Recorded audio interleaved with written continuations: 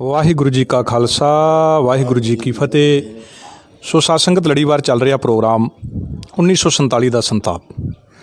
1947 ਦਾ ਸੰਤਾਪ programme ਸਾਡਿਆਂ ਉਹਨਾਂ ਬਜ਼ੁਰਗਾਂ ਦੇ ਉਸ ਲਾਸਾਨੀ ਸੰਤਾਪ ਨੂੰ ਸਮਰਪਿਤ ਹੈ ਜਿਨ੍ਹਾਂ ਨੇ 1947 ਦੇ ਵਿੱਚ ਆਪਣੇ ਦਾਦੇ ਪੜਦਾਦੇ ਦੀ ਉਹ ਧਰਤੀ, ਜਿਸ ਧਰਤੀ 'ਤੇ ਸਾਡਿਆਂ ਬਜ਼ੁਰਗਾਂ ਦਾ ਜਨਮ ਹੋਇਆ, ਜਿਸ ਧਰਤੀ ਦੇ ਵਿੱਚ ਇਹਨਾਂ ਦਾ ਬਚਪਨ ਜਿਹੜਾ ਬਤੀਤ ਹੋਇਆ, ਔਰ ਉਸੇ ਧਰਤੀ ਦੇ ਵਿੱਚ ਚੰਦ ਦੀ ਪਲਾਂ ਦੇ ਵਿੱਚ ਇਹਨਾਂ ਨੂੰ ਆਪਣਾ ਘਰ-ਬਾਰ, ਸਾਜੋ ਸਮਾਨ ਸਭ ਕੁਝ ਛੱਡ ਕੇ ਤਿੰਨੀ ਕੱਪੜਿਆਂ ਦੇ ਵਿੱਚ ਸਾਡਿਆਂ ਬਜ਼ੁਰਗਾਂ ਨੂੰ ਜਿਹੜਾ ਉੱਥੋਂ ਤੁਰਨਾ ਪਿਆ। ਔਰ ਸਤਸੰਗਤ ਬਹੁਤ ਜ਼ਿਆਦਾ ਘਾਲਣਾ ਸਾਡਿਆਂ ਬਜ਼ੁਰਗਾਂ ਨੇ ਘਾਲੀਆਂ। ਰਾਹ ਦੇ ਵਿੱਚ ਨੰਗੇ ਪੈਰੀ ਤੁਰ ਕੇ ਆਉਣਾ, ਲੰਬਾ ਸਮਾਂ ਭੁੱਖੇ ਰਹਿਣਾ, ਫਿਰ ਪੁੰਛ ਦੇ ਵਿੱਚ, ਉਸ ਤੋਂ ਬਾਅਦ ਨਗਰੋਟਾ, ਫਿਰ ਪੂਰੇ ਹਿੰਦੁਸਤਾਨ ਦੇ ਕੋਨੇ-ਕੋਨੇ, ਕੋਈ ਜੋਲ ਕੈਂਪ ਦੇ ਵਿੱਚ, ਕੋਈ ਰਾਜਸਥਾਨ ਕੈਂਪ ਦੇ ਵਿੱਚ, ਕੈਂਪਾਂ ਦੇ ਵਿੱਚ ਸਮਾਂ ਬਤੀਤ ਕਰਨ ਤੋਂ ਬਾਅਦ ਸਾਡਿਆਂ ਬਜ਼ੁਰਗਾਂ ਨੇ ਨਵੀਆਂ ਸਿਰਿਓਂ ਜਿਹੜੀ ਸੀ ਹੱਡ ਭੰਨਣੀ ਮਿਹਨਤ ਕੀਤੀ। ਔਰ ਉਸ ਮਿਹਨਤ ਦਾ ਨਤੀਜਾ ਕਿ ਅੱਜ ਸਾਡਿਆਂ ਬਜ਼ੁਰਗਾਂ ਨੇ ਸੁੰਦਰ ਆਲੀਸ਼ਾਨ ਫਿਰ ਘਰ-ਬਾਰ ਬਣਾਏ, ਆਪਣਾ ਪਰਿਵਾਰ ਫਿਰ ਸੈਟਲ ਕੀਤਾ।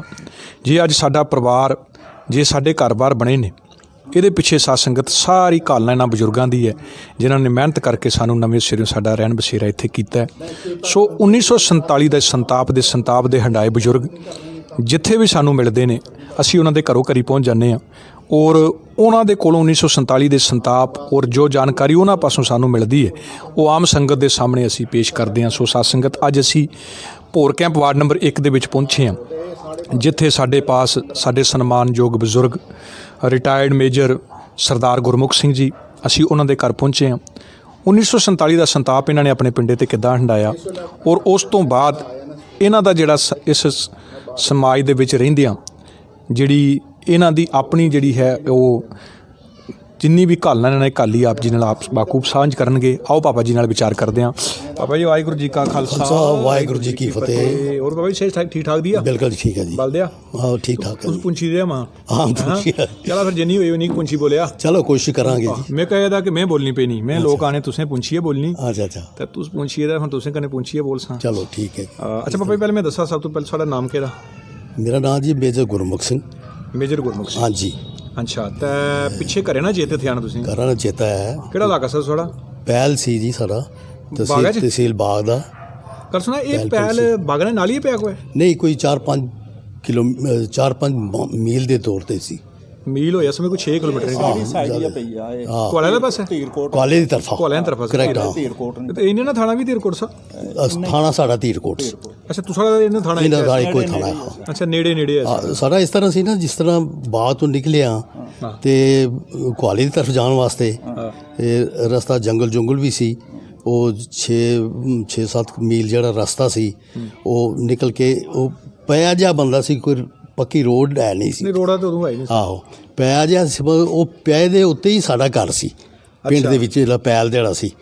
तो वो पैल दे पिया दे उत्ते सी, ते इस वास्ते जिहड़ा भी कोई इधरों बाग तो जांदा सी कोहाली दी तरफ, वो उत्थों हो के जांदा सी, तुहाडे उत्थों साडे घरों हो के निकल जांदा सी। तो कई दफ़ा आउंदे सी लोग, कि खाना खुना खाण दा प्रोग्राम सारा उत्थे बनदा, क्योंकि बाकी तो कोई जरिया है नहीं सी। अच्छा अच्छा। ते वो रस्ते च आंदा सी, अगे जाके ये धीरकोट आउंदा सी।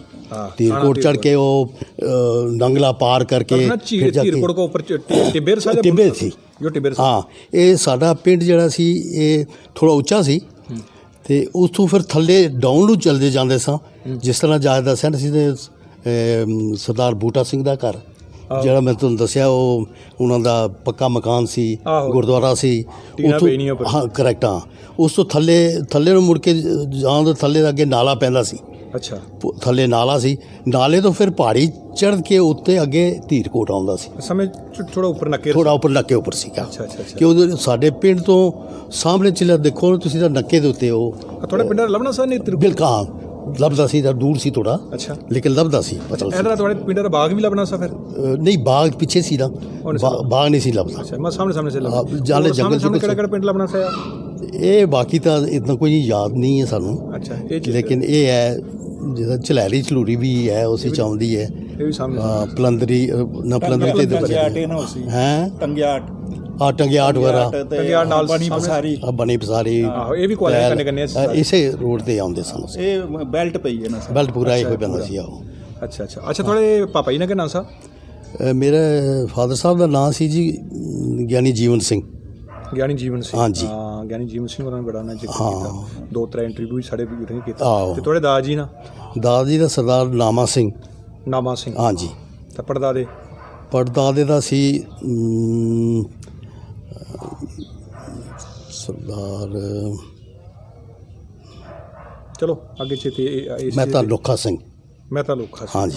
ਅੱਛਾ ਅੱਛਾ। ਹਾਂ, ਉਹ ਬੜੇ ਬਜ਼ੁਰਗ, ਬੜਾ ਉਹਨਾਂ ਦਾ ਨਾਮ ਸੀ ਉਹਨਾਂ ਦਾ, ਮਹਿਤੇ ਸਨ। ਅੱਛਾ, ਕੰਮ ਕਰਕੇ ਐਸਾ ਹੋਣੇ ਨਾਮ ਵਾਲਾ ਕੋਈ ਜ਼ਮੀਨ ਕਰੀ ਜ਼ਮੀਨ ਯਾਦ ਸੀ? ਜ਼ਮੀਨ ਜ਼ਿਆਦਾ ਸੀ ਉਹਨੇ ਸਮੇਂ ਜਿਸ ਕੋ ਜ਼ਮੀਨ ਜ਼ਿਆਦਾ ਹੋਣਾ। ਆਹੋ, ਸਾਡੇ ਮੇਰੇ ਕੋਲ ਅਜੇ ਵੀ ਕਾਗਜ਼ ਪਏ ਨੇ ਪਾਕਿਸਤਾਨ ਦੇ, ਜਿਹੜੇ ਸਾਡੀ ਜ਼ਮੀਨ ਦੇ ਘਰੋਂ ਫਾਦਰ ਸਾਹਿਬ ਮੇਰੇ ਲੈ ਆਏ ਸਨ ਨਾਲ, ਉਹ ਮੇਰੇ ਕੋਲ ਪਏ ਨੇ ਅਜੇ ਵੀ ਕਾਗਜ਼ ਜਿਹੜੇ ਉਹਨੂੰ। ਉਹ ਅੱਛਾ, ਉਹ ਕਾਗਜ਼ਾਂ ਕਿੰਨੀ ਕੁ ਹੈ ਜੀ ਤੁਹਾਡੀ?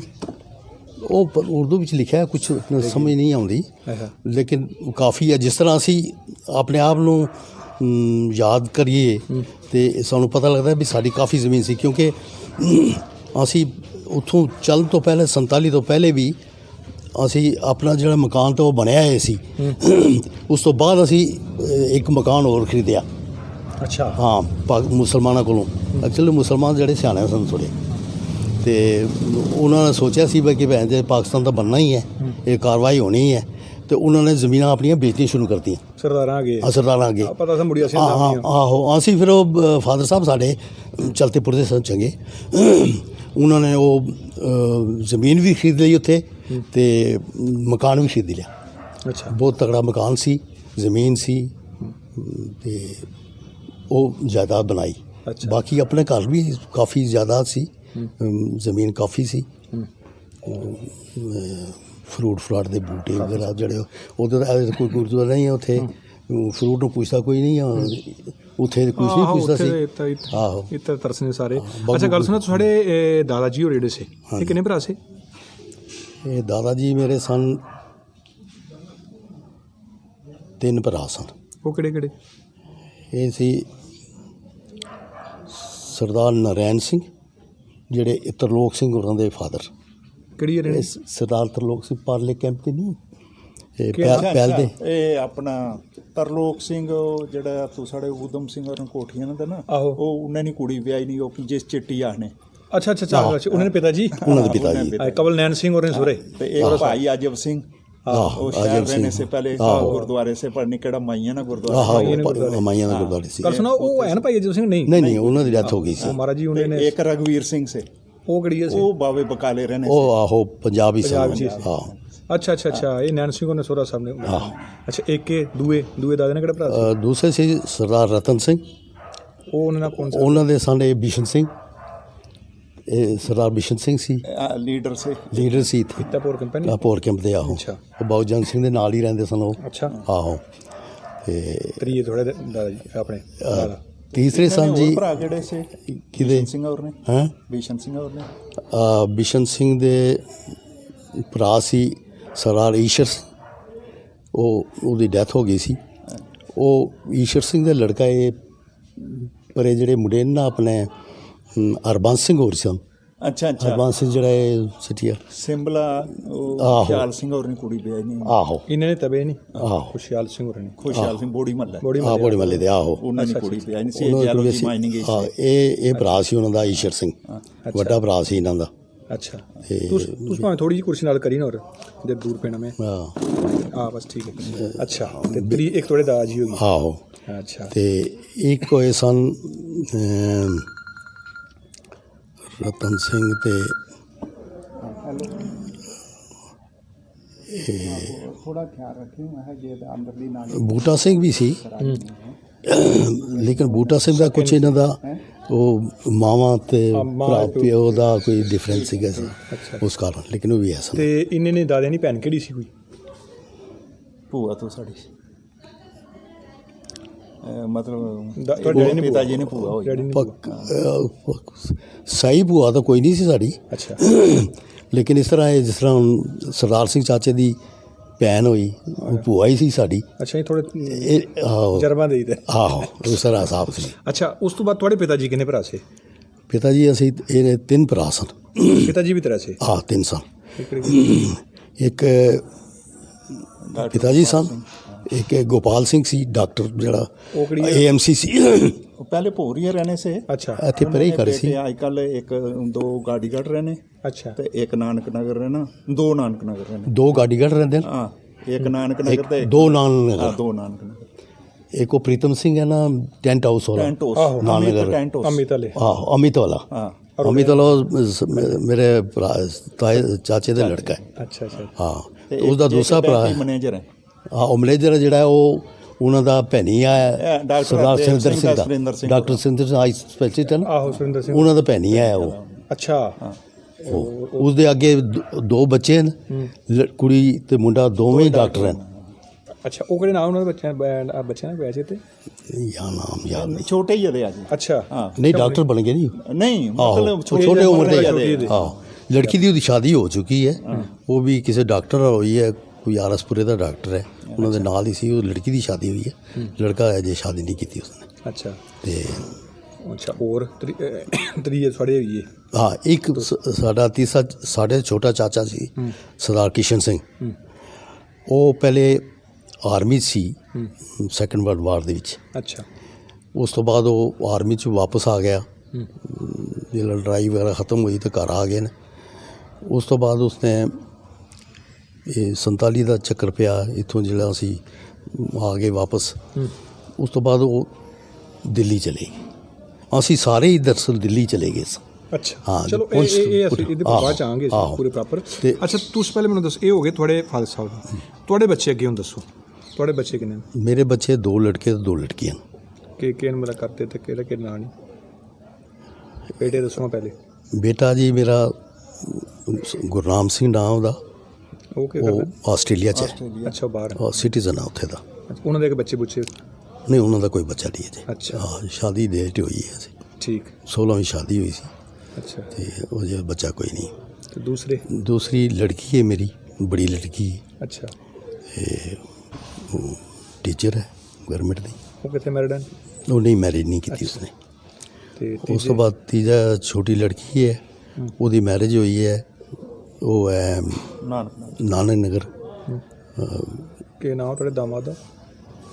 ਸਰਦਾਰ ਜਸਵੀਰ ਸਿੰਘ, ਐਡਵੋਕੇਟ। ਐਡਵੋਕੇਟ। ਹਾਂ।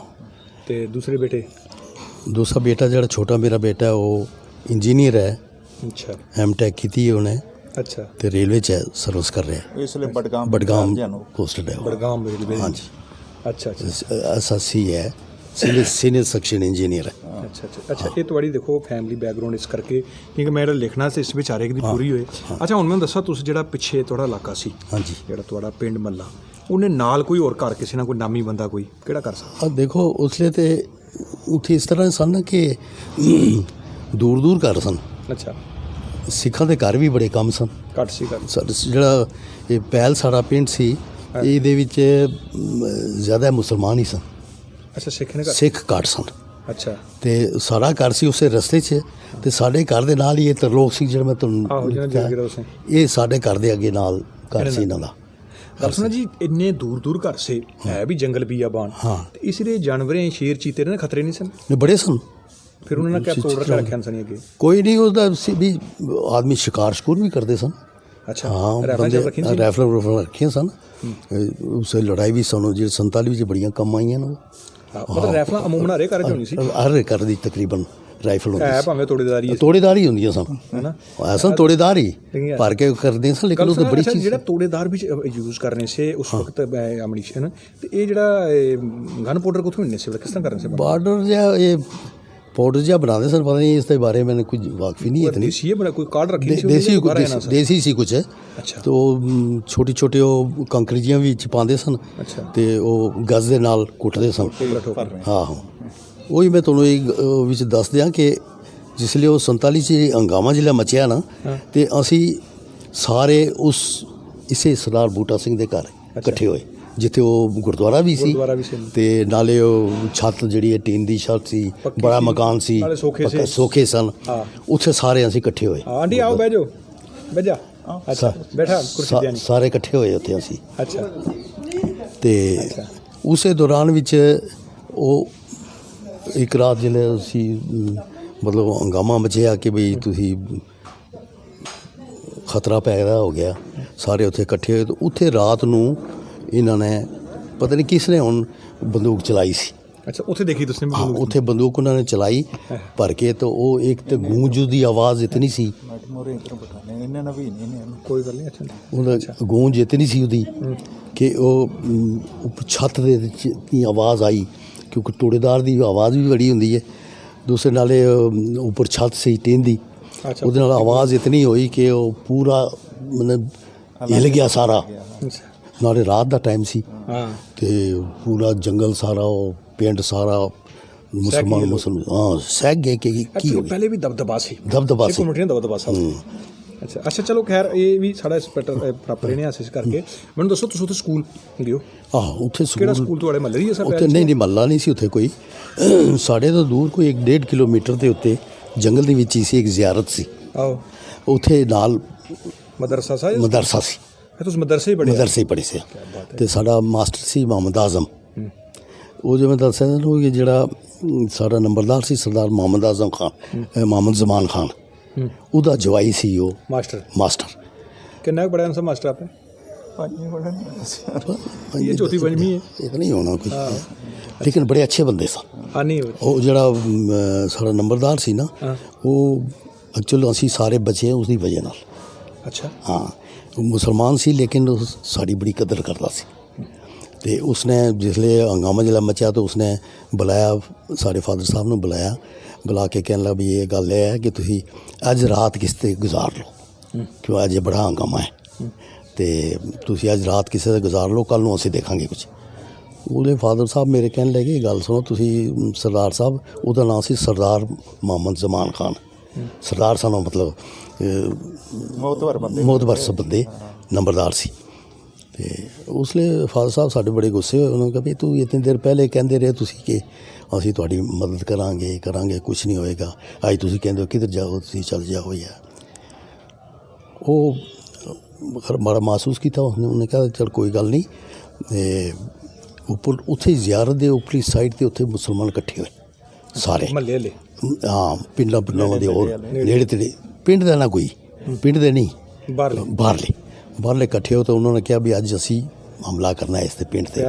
ਹਾਂ ਪਹਿਲ 'ਤੇ ਉਹ ਨੰਬਰਦਾਰ ਗਿਆ, ਇਸਨੇ ਕਿਹਾ ਵੀ ਗੱਲ ਸੁਣੋ, ਜੇ ਤੁਸੀਂ ਪਿੰਡ 'ਤੇ ਹਮਲਾ ਕਰਨਾ ਤਾਂ ਪਹਿਲੇ ਸਾਡੀਆਂ ਲਾਸ਼ਾਂ ਹੋਣਗੀਆਂ। ਕੀ ਬਾਤ ਹੈ ਜੀ। ਅਸੀਂ ਮਰਾਂਗੇ ਤਾਂ ਮਰਾਂਗੇ, ਤੁਸੀਂ ਪਹਿਲੇ ਬਾਗ 'ਤੇ ਅਟੈਕ ਕਰੋ, ਬਾਗ ਨੂੰ ਖ਼ਤਮ ਕਰੋ। ਇਹ ਤਾਂ ਮੇਰੇ ਕੋਲ ਮੈਂ ਸਾਰੇ ਆਪੇ ਖ਼ਤਮ ਕਰ ਦਿਆਂਗੇ ਇਹਨਾਂ ਨੂੰ। ਇਹ ਕਿੰਨੇ ਚੰਗੇ ਆਦਮੀ ਹਰੇ ਕਮਿਊਨਿਟੀ, ਬੜੇ ਚੰਗੇ ਬੰਦੇ ਸਨ। ਉਹ ਚੰਗੇ ਬੰਦੇ ਦਾ ਇਹ ਵੀ ਹੋਇਆ ਕਿ ਉਸਨੇ ਬਾਅਦ ਵਿੱਚ ਅਸੀਂ ਜਦੋਂ ਉੱਥੋਂ ਘਰੋਂ ਨਿਕਲ ਹੀ ਆਏ, ਬਾਗ ਪਹੁੰਚ ਗਏ, ਬਾਗ ਨੂੰ ਫਿਰ ਫਾਦਰ ਸਾਹਿਬ ਸਾਡੇ ਵਾਪਸ ਕਰ ਗਏ। ਉਹ ਕਿਉਂ?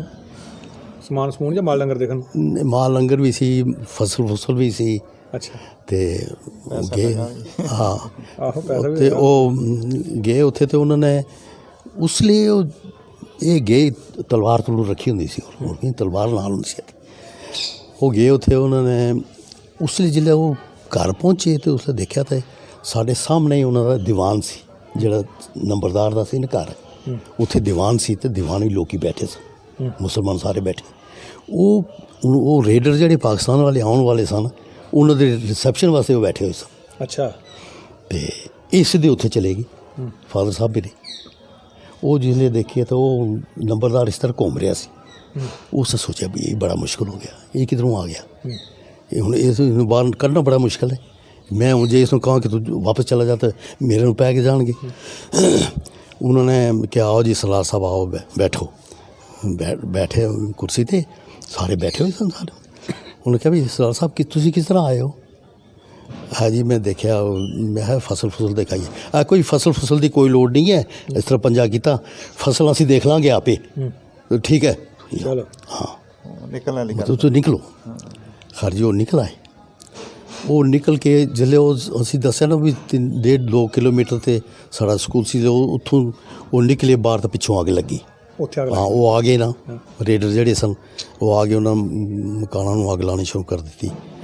ਉਹਦੇ ਮਕਾਨ ਨੂੰ ਵੀ ਅੱਗ ਲਾਈ ਨੇ ਮੁਸਲਮਾਨ ਦੇ, ਉਹ ਜਿਹੜਾ ਨੰਬਰਦਾਰ ਸੀ। ਹਾਂ ਕਿ ਤੂੰ ਬਾਹਰ ਕੱਢੇ। ਉਹ ਫਿਰ ਬਾਕੀ ਸਾਰੇ ਅਗੇਂਸਟ ਹੋ ਗਏ ਉਹਦੇ, ਕਿ ਇਸ ਦੀ ਵਜ੍ਹਾ ਨਾਲ ਸਾਰੇ ਸਿੱਖ ਨਿਕਲ ਗਏ। ਲੇਕਿਨ ਉਹਨੇ ਆਣ ਸ਼ੇਰ ਮੁਹੰਮਦ ਖਾਨ ਵਾਲਾ ਰੋਲ ਅਦਾ ਕੀਤਾ ਆਪਣਾ। ਬਹੁਤ ਅੱਛਾ ਕੀਤਾ ਉਸਨੇ। ਉਹਨੇ ਸਾਨੂੰ ਉਹ ਫਿਰ ਬਚਾਇਆ। ਤੁਸੀਂ ਇੱਥੇ ਬਾਗ ਆ ਕੇ ਪਹਿਲੇ ਹੀ ਇਕੱਠੇ ਹੋ ਗਏ? ਅੱਛਾ, ਬਾਗ ਸਾਰੇ ਇਕੱਠੇ ਹੋ ਗਏ ਅਸੀਂ। ਹਾਂ। ਉਸ ਲਈ ਸਾਰੇ ਕਾਫੀ ਦੁਨੀਆ ਇਕੱਠੀ ਹੋਈ ਬਾਗ ਦੇ ਵਿੱਚ। ਅੱਛਾ। ਤੇ ਫਿਰ ਉੱਥੇ ਇਹਨਾਂ ਨੇ ਕੀਤਾ ਕਿ ਪ੍ਰੋਗਰਾਮ ਬਣਾਇਆ ਕਿ ਵੀ ਹੁਣ ਅਸੀਂ ਇੱਥੋਂ ਪੁੰਛ ਨੂੰ ਨਿਕਲਣਾ ਹੈ। ਤੇ ਉਸ ਲਈ ਮਸਲਾ ਮੈਨ ਇਹ ਸੀ ਕਿ ਆਰਮੀ ਹੈ ਨਹੀਂ ਸੀ। ਆਰਮੀ ਮਹਾਰਾਜਾ ਹਰੀ ਸਿੰਘ ਦੇ ਜਿਹੜੇ ਇਹ ਡੋਗਰਾ ਯੂਨਿਟ ਸਨ, ਉਹਨਾਂ 'ਚ ਮੇਖਾ 'ਚ 10 ਜਾਂ 12 ਜਵਾਨ ਹੀ ਸਨ ਸਰ। ਉਹਨਾਂ ਕੋਲ ਸਿਰਫ 5 ਰਾਊਂਡ ਅੱਛਾ ਅਮਨੀਸ਼ਨ ਸੀ। ਅਮਨੀਸ਼ਨ ਵੀ ਹੈ ਨਹੀਂ ਸੀ। ਉਹ ਅੱਜ ਵੀ ਫਿਰ ਕੋਈ ਗੱਲ ਨਹੀਂ ਹਰੀ ਸਿੰਘ ਘੋੜਿਆਂ ਦੇ ਹੁੰਦੇ ਸਨ, ਘੋੜੇ ਦੇ ਹੁੰਦੇ ਸਨ, ਤੇ ਉਹ ਅਮਨੀਸ਼ਨ ਥੋੜ੍ਹਾ ਸੀ ਉਹਨਾਂ ਕੋਲ, ਤਾਂ ਸਪਲਾਈ ਪਿੱਛੋਂ ਹੈ ਨਹੀਂ ਸੀ ਕੋਈ। ਤੇ ਉਹਨਾਂ ਨੇ ਕਿਹਾ ਵੀ ਠੀਕ ਹੈ, ਬਾਗ ਜਿਹੜੇ ਇਕੱਠੇ ਹੋਏ ਤੇ ਇੱਧਰੋਂ ਮੁਜ਼ੱਫਰਾਬਾਦ ਦੇ ਵੀ ਆ ਗਏ। ਉਹ ਵੀ ਆ ਕੇ ਇੱਥੇ ਇਕੱਠੇ ਹੋਏ। ਮੁਜ਼ੱਫਰਾਬਾਦ ਸਾਡਾ ਤਾਇਆ ਸੀ ਸਰਦਾਰ ਗੋਪਾਲ ਸਿੰਘ, ਪਹਿਲਵਾਨ ਸਿੰਘ, ਬਹੁਤ ਬੜਾ ਮੰਨਿਆ ਹੋਇਆ। ਉਹ ਵੀ ਆ ਗਿਆ। ਉੱਥੇ ਬਾਗ ਅਸੀਂ ਰਹਿੰਦੇ ਰਹੇ। ਉੱਥੇ ਉਹਨਾਂ ਨੇ ਪਲੈਨਿੰਗ ਬਣਾਈ। ਉਹ ਬੜੇ ਛਟੇ ਹੋਏ ਬੰਦੇ ਸਨ, ਕਿਉਂਕਿ ਉਹਨਾਂ ਨੇ ਪਿੱਛੇ ਮਾਰ ਖਾ ਕੇ ਆਏ ਸਨ। ਉਹ ਕਾਫੀ ਨੁਕਸਾਨ ਹੋਇਆ ਸੀ। ਮੁਜ਼ੱਫਰਾਬਾਦ ਦਾ ਬਹੁਤ ਨੁਕਸਾਨ ਹੋਇਆ ਸੀ। ਤੇ ਉਸਨੇ ਕਿਹਾ ਵੀ ਇਸ ਤਰ੍ਹਾਂ ਕਰੋ। ਫਾਦਰ ਸਾਹਿਬ ਨੂੰ ਕਹਿਣ ਲੱਗੇ ਵੀ ਤੁਸੀਂ ਸਰ ਕਰੋ ਕਿ ਇੱਕ ਰੋਟੀ 2 ਰੋਟੀਆਂ ਬੱਚਿਆਂ ਦੇ ਪਿੱਛੇ ਪਿੱਠ ਤੇ ਬੰਨ੍ਹ ਦਿਓ ਕੱਪੜੇ ਨਾਲ, ਕਿਉਂਕਿ ਕੋਈ ਪਤਾ ਨਹੀਂ ਜਿਹੜਾ ਨਿਕਲਾਂਗੇ ਤਾਂ ਕੋਈ ਵਿਛੜ ਜਾਏ, ਕਿਧਰ ਜਾਏਗਾ ਤਾਂ ਭੁੱਖਾ ਕੋਈ ਨਾ ਮਰੇ, ਚਲੋ ਖਾਣੇ। ਇਸਾ ਕਰਕੇ ਤੇ ਅਸੀਂ ਕਹਿੰਦੇ ਆਰਮੀ ਦੇ ਨਾਲ ਹੀ ਨਿਕਲਣਾ ਹੈ, ਪਿੱਛੇ ਨਹੀਂ ਦੇਖਣਾ। ਅਸੀਂ ਜਿਸਲੇ ਸਵੇਰੇ ਉਹ ਨਿਕਲਣਗੇ ਅਸੀਂ ਉਹਨਾਂ ਦੇ ਨਾਲ ਨਿਕਲ ਜਾਣਾ ਹੈ। ਉਹੀ ਗੱਲ ਹੋਈ ਜਿਸਲੇ ਉਹ ਰਾਤ ਨੂੰ ਹੀ ਉਹਨਾਂ ਜਿਹੜਾ ਨਿਕਲਿਆ ਸੀ, ਤੇ ਆਰਮੀ ਜਿਸਲੇ ਨਿਕਲੀ ਤੇ ਉਹ ਵੀ ਨਿਕਲਿਆ ਸੀ, ਸਾਰੇ ਨਿਕਲ ਗਏ ਅੱਗੇ। ਐਕਚੁਅਲੀ ਰਸ਼ ਬੜਾ ਸੀ, ਰਸਤਾ ਇਸ ਤਰ੍ਹਾਂ ਸੀ। ਉਸ 'ਚ ਇਹ ਹੋਇਆ ਕਿ ਉਹ ਰਸਤੇ ਵਿੱਚ ਹਰ ਇੱਕ ਆਦਮੀ ਅੱਗੇ ਨਿਕਲਣ ਦੀ ਕੋਸ਼ਿਸ਼ ਕਰ ਰਿਹਾ ਸੀ। ਉਸ 'ਚ ਇੱਕ ਦੂਸਰੇ ਦੇ ਉੱਪਰ ਪਏ, ਕੋਈ ਕਿੱਧਰ ਪਿਆ, ਕੋਈ ਡਿੱਗਿਆ, ਕੋਈ ਇੱਧਰ ਗਿਆ। ਉਹ ਕਰਕੇ ਕਾਫੀ ਵਿਛੜ ਗਏ ਲੋਕ ਆਪਸ ਵਿੱਚ। ਇਸ ਕਾਫਲੇ ਮਾਰੇ ਵੀ ਗਏ ਲੋਕ ਬੜੇ। ਹਾਂ, ਉਹ ਮਾਰੇ ਗਏ। ਅਸੀਂ ਐਕਚੁਅਲੀ ਮੈਂ ਤਾਂ ਇੱਕੋ ਹੀ ਬੰਦਾ ਦੇਖਿਆ ਮਾਰਿਆ, ਉਹ ਮੁਸਲਮਾਨ ਮਾਰਿਆ ਗਿਆ ਸੀ। ਉਹ ਰਸਤੇ ਸਾਨੂੰ ਮਿਲਿਆ, ਉਹ ਉੱਥੇ ਲਾਸ਼ ਪਈ ਹੋਈ ਸੀ। ਬਾਕੀ ਜਿਸਲੇ ਰਸਤੇ 'ਚ ਅਸੀਂ ਆਉਣ ਲੱਗੇ ਨਾ, ਉਹ ਤਾਂ ਖੈਰ ਰਾਤ ਨਿਕਲਿਆ ਸੀ, ਪਿੱਛੋਂ ਕਿਸੇ ਨੇ ਅੱਗ ਲਾਤੀ ਬਾਗ ਨੂੰ। ਉਹ ਉਸ ਵਿੱਚ ਮਾਰੇ ਬੜਾ ਅਸਰ ਇਫੈਕਟ ਇਹ ਹੋਇਆ ਕਿ ਅੱਗ ਲਾਉਣ ਨਾਲ ਉਹ ਲੋਕਾਂ ਨੂੰ ਪਤਾ ਲੱਗ ਗਿਆ ਵੀ ਇਹ ਚਲੇ ਗਏ। ਹਾਂ, ਇਹ ਚਲੇ ਗਿਆ। ਉਹ ਉਹਨੂੰ ਪਿੱਛੇ ਵੀ ਸ਼ੁਰੂ ਕਰਤਾ। ਤੇ ਰਸਤੇ ਵਿੱਚ ਫਿਰ ਜਿਸਲੇ ਅਸੀਂ ਚੱਲਦੇ ਸੀ ਤਾਂ ਸਾਈਡ 'ਤੇ ਨਾਲਾ ਸੀ, ਨਾਲੇ ਪਾਲੇ ਤਰਫ ਉੱਚੀ ਜਗ੍ਹਾ ਸੀ। ਉੱਥੇ ਉਹ ਟੱਕ ਡੰਮ ਵਾਲੇ ਉਸ ਲਈ ਉਹ ਜਿਹੜੀ ਬੰਦੂਕ ਹੁੰਦੀ ਸੀ ਉਹਨੂੰ ਟੱਕ ਡੰਮ ਕਹਿੰਦੇ। ਤੁਸੀਂ ਵੀ ਅੰਕਲ ਇੱਥੇ ਥੋੜ੍ਹੇ ਟਾਪੇ ਰੁਕਿਆ, ਤੁਸੀਂ ਵੀ ਸਾਰੀ ਉਮਰ ਫੌਜੀ ਨੌਕਰੀ ਕੀਤੀ। ਹਾਂ, ਮੈਂ ਵੀ ਸੋਚਣਾ ਸੀ ਜੀ ਕਿ ਟੱਕ ਡੰਮ ਕੋਈ ਸਾਡੇ ਬਜ਼ੁਰਗ ਐਵੇਂ ਦੇਸੀ ਨਾਂ ਰੱਖੇ ਨੇ। ਨਹੀਂ ਜੀ, ਬਕਾਇਦਾ ਰੈਫਲ ਦਾ ਨਾਮ ਹੈ। ਬਕਾਇਦਾ ਨਹੀਂ ਸੀ ਇਸ ਤਰ੍ਹਾਂ ਆਵਾਜ਼ ਨਹੀਂ ਬਿਲਕੁਲ, ਲੇਕਿਨ ਰੈਫਲ ਦਾ ਨਾਮ ਹੈ ਜੀ ਟੱਕ ਡੰਮ। ਮੈਂ ਉਹਦੇ ਪਰ ਕੀਤੀ ਜ਼ਰ ਦੇਖਾਂ, ਉਹ ਰੈਫਲ ਦਾ ਬਕਾਇਦਾ ਅੰਗਰੇਜ਼ਾਂ ਦੇ ਟਾਈਮ ਨਾਮ ਹੀ ਉਸਨੇ ਟੱਕ ਡੰਮ ਰੱਖਿਆ। ਰੈਫਲ ਦਾ ਨਾਮ ਉਹ ਟੱਕ ਡੰਮ ਦੇ ਉੱਥੋਂ ਫਾਇਰਿੰਗ ਕਰਦੇ ਸੀ ਤਾਂ ਕਾਫੀ ਸਾਰੇ। ਲੇਕਿਨ ਉਹਦੇ ਵਿੱਚ ਇਹ ਐਸੀ ਕਿ ਸਾਡੇ ਲੋਕਾਂ ਨੂੰ ਸਭ ਤੋਂ ਜ਼ਿਆਦਾ ਬਚਾਇਆ ਸਰਦਾਰ ਜਵਾਹਰ ਸਿੰਘ ਨੇ, ਡਾਕਟਰ ਜਵਾਹਰ ਸਿੰਘ। ਦੇਖੋ ਡਾਕਟਰ ਜਵਾਹਰ ਸਿੰਘ ਹੋਈ ਆ, ਜਾਂ ਉੱਥੇ ਦੂਸਰਾ ਉਹ ਸੀ ਮੋਤੀ ਲਾਲ ਜੱਜ ਹੋਈ ਆ, ਇਹਨਾਂ ਨੇ ਬੜਾ ਅਹਿਮ ਰੋਲ, ਇਹਨਾਂ ਦੇ ਬਾਰੇ ਬਹੁਤ ਅਹਿਮ ਰੋਲ ਕੀਤਾ। ਜਾਂ ਉਧਰ ਗਿਆਨੀ ਜੀਵਨ ਸਿੰਘ ਨਾਲੇ ਮੈਨ ਕਾਰਨ ਸਾਹਿਬ ਜੀ, ਸਾਡੇ ਬਜ਼ੁਰਗ ਜਿਹੜੇ ਸੀ ਉਹਨਾਂ 'ਚ ਫੌਜੀ ਬੜੇ ਸੀ ਬਹੁਤ। ਉਹਨੇ ਵਰਲਡ ਵਾਰ ਵੀ ਲੜੀ ਨਹੀਂ ਸੀ। ਤੇ ਉਹ ਤਜਰਬੇਕਾਰ ਸੀ ਬਿਲਕੁਲ। ਜਿਹੜੀ ਉਹਨੇ ਸਟ੍ਰੈਟਜੀ, ਪੈਕ ਲੰਚ ਬੱਚਿਆਂ ਨੇ ਨਾਲ ਰੱਖ ਛੱਡਣਾ, ਫਿਰ ਗਰੁੱਪ ਬਣਾਉਣੇ, ਇਕੱਠੇ ਨਹੀਂ ਹੋਣ ਦਿੱਤੇ, ਗਰੁੱਪ ਵਾਈਜ਼ ਕਰਕੇ। ਅੱਛਾ, ਤੁਸੀਂ ਪਹੁੰਚਾ ਨਹੀਂ ਤੇ ਕਿੰਨੇ ਦਿਹਾੜੇ ਪੁੱਜਿਆ? ਮੇਰਾ 3 ਦਿਨ ਲੱਗੇ ਸਨ ਸ਼ਾਇਦ। ਉਹ ਸਮਝ ਲਓ ਖਾਣਾ ਪੀਣਾ ਭੁੱਖੇ ਹੀ ਹੈ। ਉਹ ਭੁੱਖੇ ਇਸ ਤਰ੍ਹਾਂ। ਉਹ ਮੈਂ ਤੁਹਾਨੂੰ ਇੱਕ ਦੱਸਦਾ ਜੀ ਕਿ ਚਾਚਾ ਸਾਡਾ ਜਿਹੜਾ ਸਾਡੇ ਛੋਟਾ, ਜਿਹੜਾ ਮੈਂ ਤੁਹਾਨੂੰ ਦੱਸਿਆ ਸੀ ਆਰਮੀ ਸੀ, ਸੈਕੰਡ ਵਰਲਡ ਵਾਰ ਤੋਂ ਆਇਆ ਸੀ, ਤੇ ਉਹ ਬੜਾ ਖੜਕੂ ਸੀ। ਉਸਨੇ ਤਲਵਾਰ ਵੀ ਪਾਈ ਹੁੰਦੀ ਸੀ, ਬੰਦੂਕ ਵੀ ਰੱਖੀ ਹੁੰਦੀ ਸੀ। ਉਹ ਅਸੀਂ ਉਸਲੇ ਨਾਲ ਹੀ ਚਲੇ ਕਿ ਕੋਈ ਭੁੱਖੇ ਹੀ ਸਾਰੇ, ਕੁਝ ਆਏ ਨਹੀਂ ਸੀ। ਰੋਟੀ ਰਾਟੀ ਜਿਹੜੀ ਕੋਈ ਕਿਸੇ ਕੋਲ ਐਸੀ ਉਹ ਚਲੋ ਖਾ ਪੀ ਲਈ। ਉਹ ਨਾਲੇ ਦੇ ਵਿੱਚ ਜਾਂਦਿਆਂ ਇੱਕ ਸਰਦਾਰ ਨੇ ਬੱਕਰਾ ਪਕੜਿਆ ਹੋਇਆ ਸੀ। ਅੱਛਾ, ਬੱਕਰਾ ਲੈ ਜਾ ਰਿਹਾ ਸੀ ਉਹ। ਤੇ ਉਹ ਚਾਚਾ ਮੇਰਾ ਜਿਹੜਾ ਨਾ ਉਹ ਗਿਆ, ਉਹ ਕਹਿੰਦਾ ਬਈ ਉਸਨੇ ਪਕੜ ਲਿਆ ਜਾ ਕੇ ਬੱਕਰਾ, ਕਹਿੰਦਾ ਇਹ ਮੇਰਾ ਹੈ। ਆਪਸ ਵਿੱਚ ਹਾਂ, ਕਹਿੰਦਾ ਮੇਰਾ ਹੈ। ਉਹ ਕਹਿੰਦਾ ਜੀ ਮੇਰਾ ਹੈ। ਉਹ ਕਰਦੇ ਕਰਦੇ ਉਸਨੇ ਤਲਵਾਰ ਕੱਢੀ ਤਾਂ ਮਾਰਿਆ 2 ਟੁਕੜੇ ਬੱਕਰੇ ਦੀ। ਇੱਕ ਹੀ ਤੁਸਾ ਹੋ ਗਿਆ, ਦੂਸਰਾ ਇਸ ਤੋਂ ਹੋ ਗਿਆ। ਇਹਨਾਂ ਫਿਰ ਕੀਤਾ। ਇੱਕ ਦੇਖਣ ਵਾਲੀ ਚੀਜ਼ ਇਹ ਹੈ ਕਿ ਉਹ ਬੱਕਰੇ ਨੂੰ ਇਹਨਾਂ ਨੇ ਉਸੇ ਟਾਈਮ ਕੱਟਿਆ, ਸਾਫ਼ ਕੀਤਾ, ਉਸੇ ਤਰ੍ਹਾਂ ਕੀਤਾ ਮਤਲਬ ਮਾਸ ਵਿੱਚੋਂ ਬਾਹਰ ਕੱਢਿਆ ਕੱਚਾ, ਅਤੇ ਉਹ ਇਹ ਜਿਹੜੇ ਪੱਥਰ ਛੱਡ ਤੋਂ ਬੜੇ ਛੋਟੇ ਪੱਥਰ ਹੁੰਦੇ ਸਨ, ਉੱਥੇ ਆਗ ਜਲਾਈ ਉਹਨਾਂ ਨੇ, ਉਹ ਪੱਥਰ ਦੇ ਉੱਤੇ ਉਹ ਰੱਖਿਆ ਮੀਟ ਭੁੰਨਿਆ ਇਸ ਤਰ੍ਹਾਂ ਭੁੰਨਿਆ ਕਿ ਇਸ ਤਰ੍ਹਾਂ ਥੋੜ੍ਹਾ ਗਰਮ ਕੀਤਾ ਅਤੇ ਖਾਦਾ। ਖੂਨ ਆਦਮੀ ਦੇ ਉਹਨਾਂ ਮਤਲਬ ਦੇਖਣ ਵਾਲੀ ਸੀਨ ਸੀ ਇਹ ਕਿ ਵੀ ਇਹ ਚੀਜ਼ ਬਚਾਉਣ ਵਾਸਤੇ ਇਹ ਚੀਜ਼ ਵੀ ਕੀਤੀ ਜਾ ਸਕਦੀ। ਦੇਖੋ ਇਹਦੀ ਇੱਕ ਚੀਜ਼ ਹੋਰ ਅੰਕਲ ਥੋੜੀ ਇਹ ਗੱਲ 'ਚ ਬੜੀ ਕਮਾਲ ਦੀ ਨਿਕਲੀ। ਅੱਜ ਜਦੋਂ ਕੋਈ ਪੁਰਾਤਨ ਇਤਿਹਾਸ ਦੇਖੀ ਉਸੇ ਦੇ 2 ਵਾਰ ਜ਼ਿਕਰ ਆਉਂਦਾ ਵੀ ਆਨੰਦਪੁਰ ਨੇ ਕਿਲੇ ਵਿੱਚ ਵੀ ਸਿੰਘਾਂ ਘੋੜੇ ਵੱਢ ਕੇ ਖਾਧੇ, ਜਾਂ ਬਾਬਾ ਬੰਦਾ ਸਿੰਘ ਬਹਾਦਰ ਨਾਲ ਗੁਰਦਾਸ ਨੰਗਲ ਦੀ ਗੜੀ 'ਚ ਖਾਧੇ। ਇਹਦਾ ਮਤਲਬ ਸੱਚ ਹੈ। ਦੇਖੋ ਉਹ ਤਾਂ 6-7 ਮਹੀਨੇ ਕੈਦ ਰਹੇ। ਬਿਲਕੁਲ ਤੁਹਾਡਾ ਤੇ 6-7 ਦਿਨ ਦਾ ਸਾਰਾ ਬਿਲਕੁਲ ਸੱਚਾਈ ਦੀ ਲੋਕਾਂ ਖਾਧੇ ਤੇ ਉਹਨਾਂ ਵੀ ਸੱਚਾਈ ਹੈ ਤੂੰ ਅੱਖਾਂ ਸਾਹਮਣੇ ਦੱਸ ਰਹੇ ਹੋ ਵੀ ਸਾਡੇ ਸਾਹਮਣੇ ਖਾਧੇ ਉਹਨਾਂ। ਬਿਲਕੁਲ ਸਾਡੇ ਸਾਹਮਣੇ। ਅੱਛਾ ਕਰਸੋਂ ਫਿਰ ਇੱਥੇ ਤੁਸੀਂ ਪੁੱਜੇ ਹੋ ਅੱਗੇ ਪੁੰਛ। ਹਾਂਜੀ ਇੱਥੇ ਅੰਕਲ ਤੁਸੀਂ ਬ੍ਰਿਗੇਡੀਅਰ ਪ੍ਰੀਤਮ ਸਿੰਘ ਨੇ ਅੱਗੇ ਕੀ ਰੋਲ ਸੀ ਇਹਦੇ ਬਾਰੇ ਥੋੜਾ ਇਸਕਾ ਐਲੈਬੋਰੇਟ ਕਰੋ। ਅਸੀਂ ਪੁੰਛ ਪਹੁੰਚੇ ਜਿਸ ਲਈ ਜੀ, ਤੇ ਪੁੰਛ ਤੋਂ ਪਹਿਲੇ ਹੀ ਨਾ ਖੜੀ ਦੇ ਕੋਲ ਹੀ ਇਹ ਬਾਜਰਾ ਬੂਜਰਾ ਹੁੰਦਾ ਨਾ, ਬਾਜਰਾ ਸੀ, ਬਾਜਰਾ ਬੂਜੇ ਦੇ ਟੰਡੇ ਟਾਣੀਆਂ ਜਿਹੜੀਆਂ ਸਨ ਉਹ ਕੱਢ ਕੇ ਚੂਪੀਆਂ ਮਤਲਬ ਖਾਦੀਆਂ ਲੋਕਾਂ ਨੇ, ਮਤਲਬ ਸਾਰੇ, ਕਿਉਂਕਿ ਉਹ ਖਾਣ ਪੀਣ ਨੂੰ ਕੁਛ ਨਹੀਂ ਸੀ ਨਾ ਉਹ ਚੀਜ਼। ਉਹ ਕਰਕੇ ਅਸੀਂ ਪੁੰਛ ਜ਼ਿਲ੍ਹੇ ਪਹੁੰਚੇ, ਅਤੇ ਪੁੰਛ 'ਤੇ ਉਹ ਜਿਹੜਾ ਜਹਾਜ਼ ਅੱਡਾ ਬਣਿਆ ਸੀ ਉਹ ਤੋਂ ਬਾਅਦ ਬਣਿਆ ਉਸੇ ਜਹਾਜ਼ ਅੱਡੇ ਦੇ ਨਾਲ ਹੀ ਉੱਥੇ ਘਰ ਸੀ ਇੱਕ। ਉਸੇ ਤਾਂ ਜਿਹੜਾ ਜਿੱਥੇ ਆਇਆ ਕੋਈ ਕਬਜ਼ਾ ਕੀਤਾ ਕਿਸੇ ਨੇ। ਜਿਹੜਾ ਸ਼ਹਿਰ ਸੀ ਪੁੰਛ ਵਿੱਚ ਬੜਾ ਮਤਲਬ ਦੁਨੀਆ ਇਕੱਠੀ ਹੋ ਗਈ ਸੀ ਬਹੁਤ ਸਾਰੀ। ਸਾਨੂੰ ਉੱਥੇ ਇੱਕ ਜਗ੍ਹਾ ਲੱਭ ਗਈ, ਕਮਰਾ ਲੱਭ ਗਿਆ, ਮਕਾਨ ਲੱਭ ਗਿਆ। ਉਸ ਮਕਾਨ 'ਤੇ ਕਬਜ਼ਾ ਕਰ ਲਿਆ। ਉਹਦੇ ਵਿੱਚ ਮਕਾਨ ਦੇ ਪਿਛਲੀ ਸਾਈਡ 'ਤੇ ਗੋਦਾਮ ਸੀ, ਉੱਥੇ 'ਚ ਮੁੰਜੀ ਵਗੈਰਾ ਅੰਨ ਦਾਣਾ ਬੜਾ ਸੀ, ਅਤੇ ਉਹ ਸਾਨੂੰ ਉੱਥੋਂ ਫਾਇਦਾ ਹੋ ਗਿਆ ਇਸ ਚੀਜ਼ ਦਾ ਕੰਮ, ਉਹ ਸਾਨੂੰ ਖਾਣ ਨੂੰ ਮਿਲਿਆ। ਉਸ ਤੋਂ ਬਾਅਦ ਜਿਹੜਾ ਉਹ ਬ੍ਰਿਗੇਡੀਅਰ ਪ੍ਰੀਤਮ ਸਿੰਘ ਜੀ ਉਸਲੇ ਕਰਨਲ ਸੀ।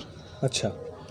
ਇਹ ਜਿਸਲੇ ਇਹ ਜੰਮੂ ਤੋਂ ਗਿਆ ਹੈ, ਇਸ ਨੂੰ ਭੇਜਿਆ ਨੇ, ਅਤੇ ਪੁੰਛ ਤੋਂ ਪਹਿਲੇ ਹੀ ਇਹ ਜਿਹੜਾ ਨਾਲਾ ਜਿਹਾ ਪੈਂਦਾ ਸੀ, ਨਾਲੇ ਦੇ ਪੁਲ ਸੀ, ਪੁਲ ਸੀ, ਉਹ ਪੁਲ ਉਹਨਾਂ ਨੇ ਉਡਾ ਦਿੱਤਾ ਪਾਕਿਸਤਾਨੀਆਂ ਨੇ। ਪੁਲ ਉਡਾ ਦਿੱਤਾ ਅਤੇ ਇਹ ਕਰਾਸ ਨਹੀਂ ਕਰ ਸਕੇ, ਕਿਉਂਕਿ ਆਰਮੀ ਇੱਧਰੋਂ ਗਈ। ਜ਼ਿਲ੍ਹਾ ਨਹੀਂ ਕਰਾਸ ਕੀਤੇ ਅਤੇ ਇਹਨਾਂ ਕੀਤਾ ਬਾਕੀ ਚੀਜ਼ਾਂ ਸਾਰੀਆਂ ਰੱਖੀਆਂ। ਤਾਂ ਉਹਨੇ ਕੀ ਕੀਤਾ ਕਿ ਨਾਲੇ ਵਿੱਚੋਂ ਗੱਡੀਆਂ ਕੱਢੀਆਂ। ਇਹ ਪ੍ਰੀਤਮ ਸਿੰਘ ਨੇ ਨਾਲੇ 'ਚੋਂ ਗੱਡੀਆਂ ਜਿਤਨੀਆਂ ਵੀ ਕੱਢੀਆਂ, ਜਿੱਥੇ ਤੋਪਾਂ ਕੁਝ ਨਾ ਕੁਝ ਕੱਢ ਸਕਦਾ ਸੀ, ਜਿਤਨਾ ਕਰ ਸਕਦਾ ਸੀ ਉਸ ਨੇ ਨਾਲੇ 'ਚੋਂ ਕੱਢ ਕੇ ਅਤੇ ਲੈ ਗਏ ਉੱਥੇ ਪੁੰਛ। ਉੱਥੇ ਜਾ ਕੇ ਇਸ ਨੇ ਅਤੇ ਫਿਰ ਇਹ ਸ਼ੁਰੂ ਕੀਤਾ ਕੰਮ ਏਅਰ ਸਟ੍ਰਿਪ ਦਾ। ਉਹ ਏਅਰ ਸਟ੍ਰਿਪ ਦੀ ਜਿਹੜੀ ਜਗ੍ਹਾ ਸੀ ਉਹ ਸਾਰਾ ਕਬਰਸਤਾਨ ਸੀ। ਇਹ ਤੁਸੀਂ ਦੇਖਿਆ ਸੀ ਉਹਦੇ ਸਾਹਮਣੇ ਬਣਿਆ ਜੀ? ਇਹ ਕਬਰਸਤਾਨ ਸੀ ਸਾਰਾ। ਉਹਨਾਂ ਨੇ ਕੀ ਕੀਤਾ ਕਿ ਉਹ ਕਬਰਸਤਾਨ ਸਾਰਾ ਪਲਾਨ ਕਰਾਉਣਾ ਸ਼ੁਰੂ ਕਰਤਾ। ਇਹ ਬ੍ਰਿਗੇਡੀਅਰ ਪ੍ਰੀਤਮ ਸਿੰਘ ਖੁਦ ਆਪੇ ਖੜਾ ਹੋ ਕੇ ਕੰਮ ਕਰਾਉਂਦਾ ਸੀ। ਮਤਲਬ ਤੁਸੀਂ ਵੀ ਇਹ ਚੀਜ਼ ਮੰਨਦੇ ਹੋ ਕਿ ਬਈ ਜੇ ਬ੍ਰਿਗੇਡੀਅਰ ਪ੍ਰੀਤਮ ਸਿੰਘ ਨਾ ਹੁੰਦਾ, ਜੇ ਬ੍ਰਿਗੇਡੀਅਰ ਪ੍ਰੀਤਮ ਸਿੰਘ ਨੂੰ ਹੁੰਦਾ ਤਾਂ ਕੋਈ ਵੀ ਬੰਦਾ ਸਾਡਾ ਜ਼ਿੰਦਾ ਬਚ ਨਹੀਂ ਆ ਸਕਦਾ ਸੀ, ਨਾ ਇੱਧਰ ਪਹੁੰਚ ਸਕਦਾ ਸੀ ਅਤੇ ਨਾ ਉੱਥੇ ਬਚ ਸਕਦਾ ਸੀ, ਭੁੱਖੇ ਮਰ ਜਾਣਾ ਸੀ ਬੰਦਿਆਂ ਨੇ। ਉਸਨੇ ਇਹ ਕਾਰਵਾਈ ਕੀਤੀ ਕਿ ਉਸਨੇ ਆ ਕੇ ਨਾ ਜਿਸਲੇ ਅਤੇ ਉਹ ਆਪਣੀ ਟੋਲੀਆਂ ਜਿਹੜੀਆਂ ਨੇ ਇਕੱਠੀਆਂ ਕਰਕੇ ਨਾ ਅਤੇ ਬਾਹਰ ਪਿੰਡਾਂ ਵਿੱਚ ਭੇਜਣੀ ਸ਼ੁਰੂ ਕੀਤੀ। ਫੌਜੀ ਨਾਲ ਅਤੇ ਨਾਲੇ ਬੰਦਿਆਂ ਨੂੰ ਲਾਇਆ, ਚਲੋ ਬੋਰੀਆਂ ਬਾਰੀਆਂ ਚੁੱਕੋ, ਚਲੋ ਖਾਣਾ ਲਿਆਓ।